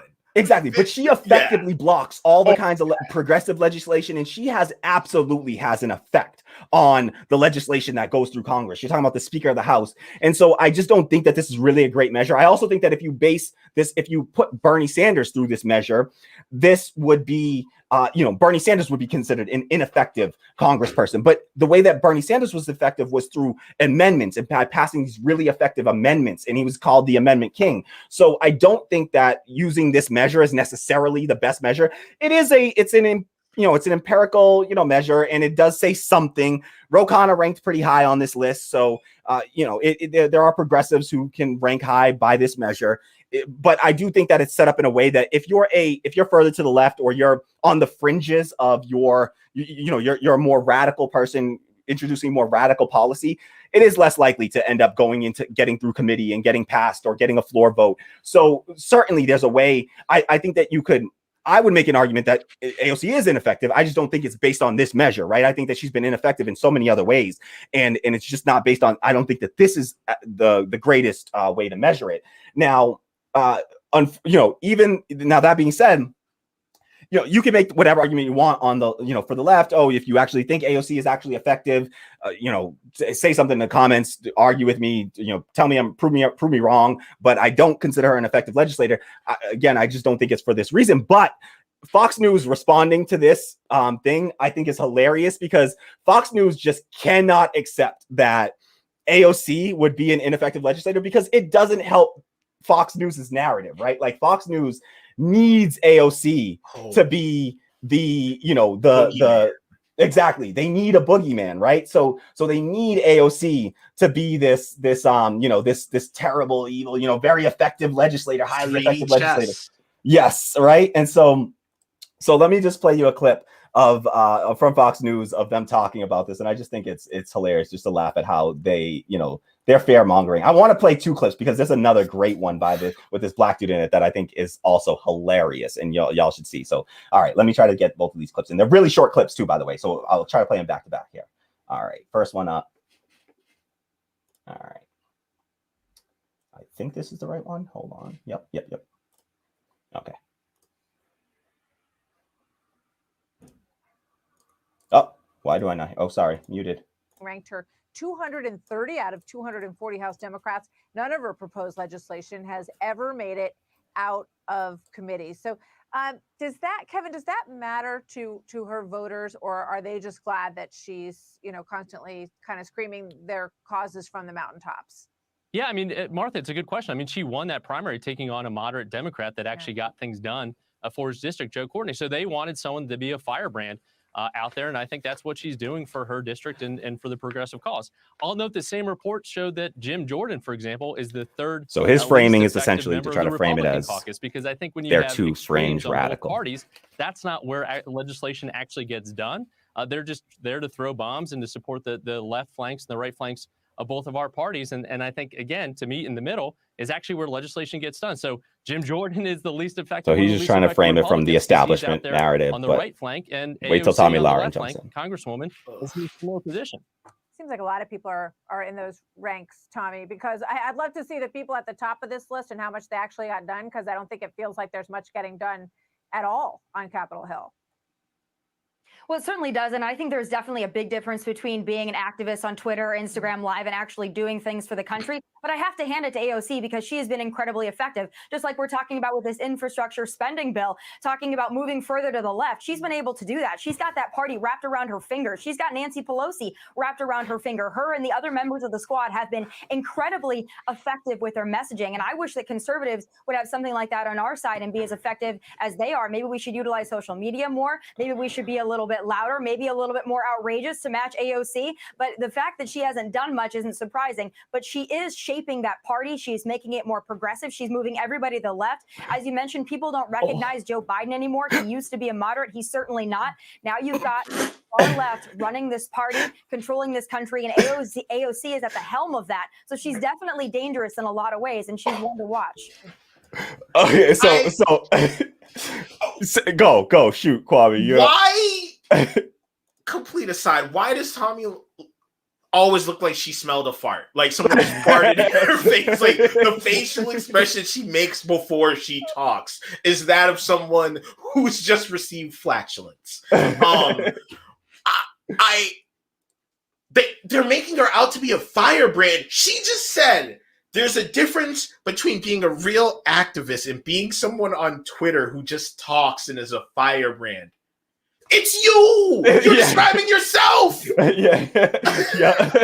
That's, I think that she wants to even try to frame this as more effective than what it is as well. It's like for her own personal reasons of like, hey, yeah, Twitter really, but it's literally like, that's you right there, right? And said that she said she has Nancy Pelosi wrapped around her finger. Look at, they refuse to hold up to force a vote on Medicare for all by withholding their vote for Nancy Pelosi for speakership. But somehow, some way, they couldn't get a $15 minimum wage pass. $15 was a compromise, and they couldn't get a $15 minimum wage pass. But we're to believe that they got the Democratic Party, Joe Biden, and Nancy Pelosi wrapped around their little finger, apparently. If this is what it looks like when the progressives and AOC have Nancy Pelosi and Joe Biden wrapped around their finger, and this is them pushing left, my goodness, I don't want to see what they believe is, pushing right. Look at this. I mean, the Biden's COVID relief bill, from the moment it came out, the only direction it pushed in was to the right? It never pushed left. It was always pushed right. We went from, $15 minimum wage, $15 minimum wage. We went from $600 weekly unemployment benefits to $400 to $300. Ultimately, we went from, whatever. Everything else that We're we supposed that to have was checks every month. Oh, the $2,000. Sorry, with the $2,000. $2,000? They wanted, the progressives wanted retroactive monthly $2,000 checks to every adult. What we got was one-time $1,400 checks to adults, and we even limited the scope of which adults were qualified for that. You even less people. We gave less checks out than Trump gave. So the idea that we somehow push Biden left, or that AOC is pushing Biden left, is a utter joke and a just insult to our intelligence. And I want to play one other clip for you, because the other one was just more crazy fear mongering, and this one's by a black guy, and I just think it's also hilarious the way that Fox News finds these black people. It's like, where the fuck are these? It just reminds me of the like Key and Peele Republican, black Republican skit. But here we go. Okay, this is Fox News, the 5 reacting to this news here. Okay. She talks a big game on Twitter, but when it comes to actually getting stuff done, a New York Democrat, Ocasio-Cortez, is coming up short. The new nonpartisan study says AOC was among the least effective members of the last Congress, introducing 21 bills that went nowhere. I hate bills that go nowhere. All right, I'm going to say something, Lawrence, that I think this study is bogus. It's like they're measuring the amount of blood in a sponge. It's like, she's probably the most effective politician on the planet. It has nothing to do with bills anymore. Most effective. This is why we continue to lose. Listen to this look, AOC, the Congress is a representation of the current population, right? AOC is not after the current population. She's after your kids and your grandkids, and she's very effective at it. And the amount of people in the progressive caucus that exist now because of her going around the country to rally them, she's been quite effective, and you should be afraid. She's been quite effective, and you should be afraid. Okay, she's been quite effective. In the world that conservatives live in, dope ass world where Joe Biden and Nancy Pelosi and AOC are these freaking far left radical, just socialist, communist, anarchists. Like AOC's like an anarchist in these people's world. Like, I wish the world they describe. I fucking wish, man. I wish. Like, it was but a dream. Like, what in the actual factual hell are they talking about? This is bizarro world. I wish. My God, the fear mongering. This is it's like straight up fear mongering. The dude said you should be afraid. Hide your kids. Hide your kids. He was like, that's seriously that kid. Hide your kids. He said literally, like, she's coming after your kids. She's coming for your grandkids. Hide your kids. Hide your wife. All right. This study is bogus. It's part of the deep state to make her seem ineffectual so that we laugh her off. But at the same time, these are the same people who always call her stupid. So I am still very confused. Is she dumb? Is she a mastermind? No, it's whatever gets the most eyes and attention on. And in the reality, that boogeyman, they want somebody to position to make. We did it with Trump. I'm saying, like, the liberals did it with Trump. He was both an evil genius mastermind and a bumbling buffoon. So we got to stop these AOC segments. Are going to say we have AOC derangement syndrome soon. Is the next step, because I cannot believe. The most ineffective. I would like to amend the title to the most tragic, because taking all of this into consideration with what you pointed out earlier about her giving the money and the people giving it back. She don't get love anywhere. She tries to play the game. She's so bad at it. Idea that she's got Nancy Pelosi wrapped around her finger. You can't say she's corrupt. She couldn't be corrupt if she wanted to. She's so freaking bad at it. She's so bad at it. Like, you're courting people who want nothing to do with you. You're selling out, like, the whole base. She's spitting in the face of her entire base, of her most enthusiastic base. She has spit in the face of, called them bad faith actors, privileged, use the language of privilege. Some of the most desperate people in the country, calling them privileged, while she sits on $175,000 a year. I mean, it's like pick me behavior, and sis, you're still not getting picked. Yep. I mean, she didn't get picked for any committees after that was supposedly what they were doing was, all this, backdoor behind the scenes, negotiation for, they need committee seats that are powerful. Not only did she not get in committee seats, but Katie Porter got kicked off of hers, and she was really good on her seat or whatever in the Financial Services Committee or whatever. That's the woman that always comes out with the whiteboard and like does all the, and breaks down and embarrasses like these corporate, execs and CEOs and shit. So, or like what's his name from Chase or whatever, JP Morgan, whatever, Jamie Dimon, like she embarrassed him. So and they kicked her off of her committee seat. So progressives are moving in the wrong direction. They didn't get any concessions on any of these bills. The things they point to as wins are just it's a joke. It's a joke. These little tiny little nibbling around the edges type of legislation. They've been totally ineffective based on the policies they actually support, that they nominally support, that they claim to support. Medicare for all, at least a $15 minimum wage, which is honestly, it's the compromise. We got to stop talking about $15 minimum wage. We got to start talking about $25 minimum wage, because that's at least what it would be at if it kept up with productivity and inflation, would be $25 an hour. And we need to start talking 25 and hope that we can at least compromise down to 20. But we need to start talking 25, because this is, we've been talking about 15 since 2012. But they've gotten none of this legislation. Green New Deal, they've gotten none of this. None of this legislation is coming anywhere close to being enacted. And the idea that she's effective at what? Effective at nothing. They just need to paint her as she's the big, bad, scary wolf, coming to blow your house down. And she's gonna take all your guns and take your kids and all that, fun stuff. And it's just, it's totally a joke. She's and gonna just take your Mr. Potato Head. Oh, yes. She's gonna come and take all your Dr. Seuss books and your Mr. Potato Heads. And yeah, it's just a joke. It's gross. It's pathetic. Increasingly secondhand embarrassed for AOC.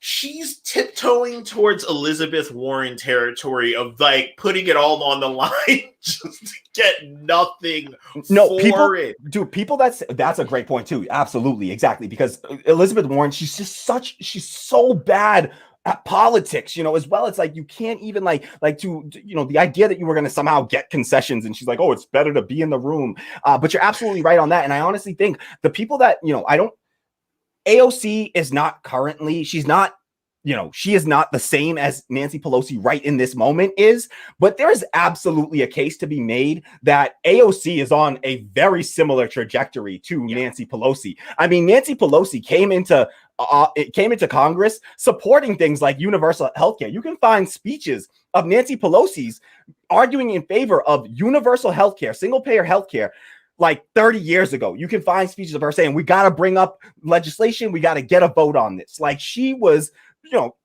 having that same progressive rhetoric 30 years ago when it wasn't as politically convenient. So in the same way, you could say that Nancy Pelosi was in some ways just as progressive, relatively speaking, back then as AOC is today, technically, nominally progressive. But the reality is that the longer you spend in Congress, like you don't change the Democratic Party. The Democratic Party changes you. All right. That's how it works. You don't change systems. Systems change you. All right. So you got to get real with these things and recognize that people only move to the right once they make it into Congress. And we have to really, really be super careful about, I don't know that there's any individual that we're going to be able to put in Congress that isn't going to be susceptible to these pressures. Now, I see somebody like Kashama Sawant, who was able to get elected and still maintained her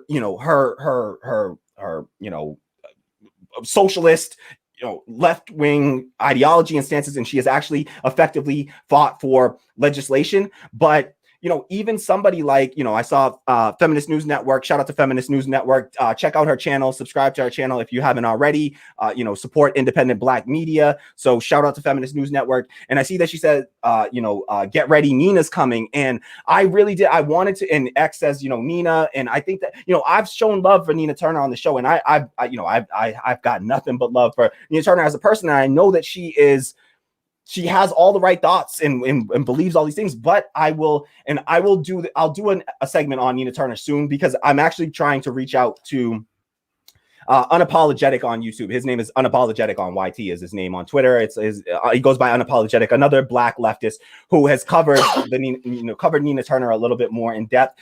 But he highlighted some really great points about Nina Turner's campaign already. The people that she's already hired onto the campaign have been, these Democratic operatives, in some cases, really high profile Democratic operatives. And unfortunately, I have nothing but the utmost respect for Nina Turner. I just think that once you make it into these institutions, that they slowly chip away at your progressivism and your leftism, and eventually you end up succumbing to the pressures of those institutions. And so I don't hear Nina Turner saying anything substantively different than what AOC and folks like her were saying before they got elected. She's not talking about a strategy that for instance, in the Force the Vote movement, she came out on the Hill on Rising and said that she would have deferred to her colleagues in Congress on that issue, which means that she would have done the same tactic that AOC and the squad and the Justice Democrats did in that situation. And that was not the right tactic in that situation. So as much as I really, really want Nina Turner to prove me wrong, and I really hope she does, I am worried. I am seriously nervous about Nina Turner. Corey Saylor says, I'm a little pessimistic about Nina, not going to lie. Honestly, Corey, I am as well. Sadly, not because of who she is. She is great. She is a strong, figure on the left. But I just think that once you take somebody and you put them into Congress, the work begins to, they begin to be reshaped and they begin to change. Unfortunately, they don't seem to have the understanding of power on the left. We don't have a good enough understanding of power and strategy to actually impact this. We need to have people that realize that, because this is the thing. We went, and I heard Virgil Texas from Chapel Trap House. He's from Bad Faith Podcast. He was on Bad Faith Podcast talking about this, essentially talking about how this is something that we've seen from like the socialist organizations and left-wing organizations. We went, we did the work, we organized. It was really great work that we did. Power to all the people. I was one of those people, Justice Democrats and all that, going out there, knocking on doors, making phone calls. We did all this. We got these people elected. And then once they got elected, we did not send them in there with any kind of strategy. We never talked, what is our actual strategy going to be? Because it's, if the plan that these people think they have is that we're going to get enough, progressives elected that we're going to control we'll essentially have at least the majority of the Democrats. So in order to get a majority of the Democrats, that you're talking about, you have to have a majority of the Democrats when they have a majority in the House, which means having more than 100. You have to have at least, in order to do that, you have to have 108. You have to have 108 progressives. You would have to have 108 real, true progressives in Congress. We are moving at a clip of about 2 or 3 every 2 years. If we keep moving at this rate, you're literally talking about something that might take close to 100 years, and then you have to hope, that those people, in literally 70 years from now, are one still alive at age 100 and still just as progressive as they are today. That can't be the strategy. It cannot be get enough progressives elected to control a majority of the majority party. Not going to happen. So the only strategy that you can then be talking about is have a large enough block of progressives that is bigger than the margin between Democrats and Republicans in the House, because then you have the ability to say, if we withhold our vote, you cannot pass any legislation without our vote. So that's when that's where you have leverage, and they do not have that understanding. They refuse to exercise leverage or power in any substantive way. And sadly, I don't hear anything out of Nina Turner that suggests that she's going to do anything differently. So I want her to do better, and I will be rooting for her to do better. In the back of my mind, I can't, it's very difficult for me to throw support behind her in the same way that I did for an AOC who was every bit as progressive and radical as Nina Turner was, and calling out the establishment and saying all the right things before she got elected. I'm just afraid of what happens after they get elected, sadly. So yeah, I think we thank you so much to everyone who joined us today. This has been a really good show. We got to get through a lot of topics here, and so deeply appreciate that. I'm glad Kwame was able to stick with us for the whole thing. It's always better with Kwame here. If we have any any last thoughts, I saw Corey Saylor says that Shama Sawant is what AOC wishes she was. I totally agree with that sentiment, Corey. That is, Shama Sawant is my last. She's the last bit of hope I have for electoral politics. It's Shama Sawant and honestly, to some extent, Lee Carter in Virginia. He's also done some really good work, and those are both people who are avowed socialists who do not back down from the term. They don't try to what do you call it, like validate or yes, like with the word democratic socialist. They understand socialists are democratic, and they don't try to like qualify it with the word like democratic, because they know that is inherent to socialism, and they ran as socialists, and you have to be willing to buck the Democratic Party. You have to be willing to be a thorn in the side of the Democratic Party, and the idea that you're going to work with the Democratic Party to get this done is naive. It's to play the game of thinking the Democratic Party is on your side when they're not. They have abandoned the working class. They have abandoned poor people, and they are not on our side. And we have to treat them as such. I'm sorry, we will not get anything accomplished until we recognize that if you do not enact this legislation now, you are my enemy. We are against one another. You are not my friend. You are not my ally. You are not my friend. You are my enemy. And I will expose you as such. I will expose you as an enemy of the working class and poor people. All right. And you have to be able to name names and call people out in your party. AOC and all the squad and the Justice Democrats are so good at calling out the Republicans. They're not great at calling out the people in their own party. And that's unacceptable. And that's the only real power that they have. And that's the only way they're actually going to get anything done. And they just don't seem to have that understanding and that strategy. I need to hear explicitly, Nina Turner and any of these other progressives say they are willing to, that they are going to form a block of a caucus of socialists or, socialists, because I'm sick of anyone who doesn't consider themselves socialists. Like, you're not progressive enough for me at this point. So get the block of 5 socialists that are in Congress, plus Nina Turner, and say, we will work together as a block, and we will block any legislation that does not include this set of priorities. And it must include this, or we will block it. Just like the same way that Joe Manchin's about to block the next infrastructure bill to get the corporate tax rate lowered. No progressive is coming out saying that they're going to block the bill to get it raised. We ain't getting shit. It's just going to go further. Why don't we have people that are willing to fight like Joe Manchin and Sinema are willing to fight? And willing to turn their backs on everybody for what they believe in, the way that those two are. It's why can't we get a little crumb of that, AOC? Yeah, could AOC fight as hard for working people as Joe Manchin fights for corporations? Like, could we just get that? Like, be willing to do the same thing. He's already saying this bill will not pass unless you do what I say. Let's get some progressives saying this bill will not pass unless you do what we say.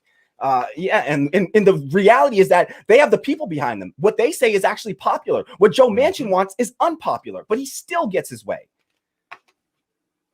It's because they don't actually serve the people. Yep, absolutely.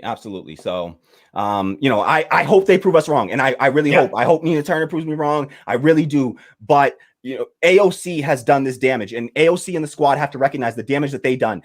They have made it harder for somebody like a Nina Turner to be believed in, to get the support of people. And this is on them.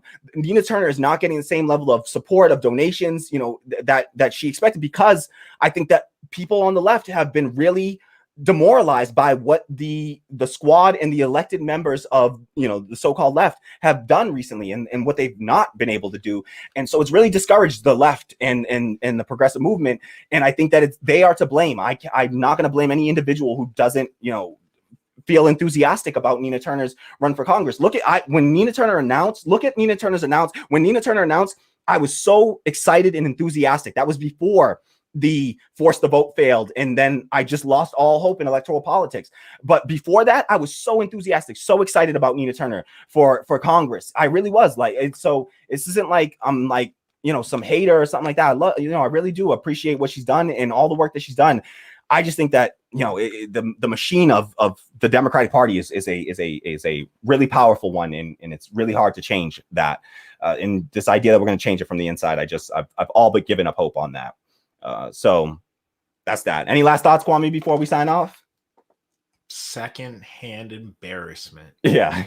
Yes, I agree. Jesus Christ, AOC. Like, Yeah. what are you doing? Yeah. Like, yeah. You got to do better. We expect better. We put you there to do better. And like, it's just, you're just making everyone jaded. You're burning bridge. Like we're going to lose. We're going to fail. We're going to like overall lose at this rate because we keep saying like, if we vote in Joe Biden, it's going to be different. And then it's not. In some ways, it's worse. If you get in AOC and you vote in progressives, it's going to be different. They're going to fight. Then they don't. You keep making these promises to people, they're going to stop supporting you. Like, absolutely. I know that Dems have not worked for shit for the longest time. They just won by not being the Republicans for a very long time. But they're losing tons and tons of people who, for that, it's just not enough anymore. And it's not just like right now, like you said, it's the damage when you look at Nina Turner's campaign. It's the damage of what you're going to do for the future people. And even the future ones who are actually genuine and willing to do that shit. Mm-hmm. Because this is what y'all did with it when you had the juice. Exactly. So it's really what's going on with AOC. It has real repercussions throughout the entire left movement, progressive movement. And I really hope that she course corrects soon, because even if we don't like to admit it, I wish that one person didn't have such outsized power in our movement, but we got to be realistic. She does. And she has a lot of, people that follow her, some very, adamant sort of, supporters. And we need her right now, at least in this moment, to, in order to set these people back on the right course and to get them pushing in the right direction. We need her to not be running cover for the Democratic Party and to call them out and be real with people, because people can see through the bullshit and they see the reality. And we can't be doing propaganda for the Democratic Party. You lose credibility with people. We can't afford to lose credibility here. So please, she got to do better. She got to do right by the left, and or we just stand to lose further support, and we're gonna have to build that support back in a different way. And me, what I advocate for.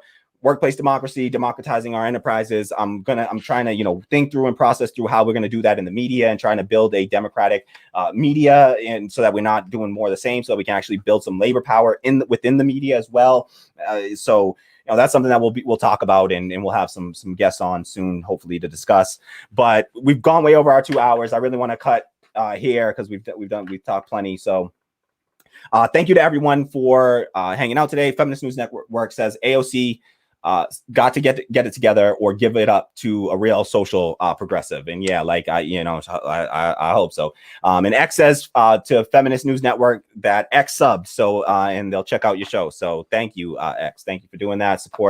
Supporting all of our comrades here. And this is how we all got to support each other and grow and work cooperatively and not competitively. I don't want to be competing against other independent independent left media. I don't want to be competing against them. I want us to be able to cooperate so that we can work in a way that's not like, all based around just like who is getting the most views. And, we can actually cover the things that matter if we're not having to compete for people's attention in that way. And we actually support people, work cooperatively. So, this is a part of it, supporting our comrades in this space. So definitely check out Feminist News Network and other independent left media, especially independent Black left media, because it's just harder to do the work when you're, it's harder to gain the support and stuff and get the prominence as a Black leftist. Okay.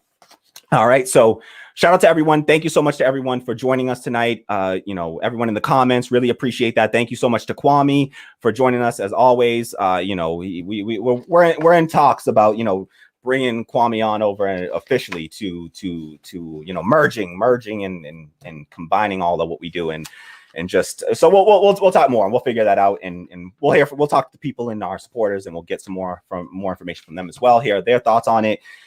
And but yeah, thank you to Kwame, Raise Fist Media for everything that they did, and a shout out to our super producer Tammy as well for all of her awesome work and that she does, just helping us to get this get streams set up, organized, all of the dealing with comments and moderation and all that sort of stuff. So shout out to our super producer as well.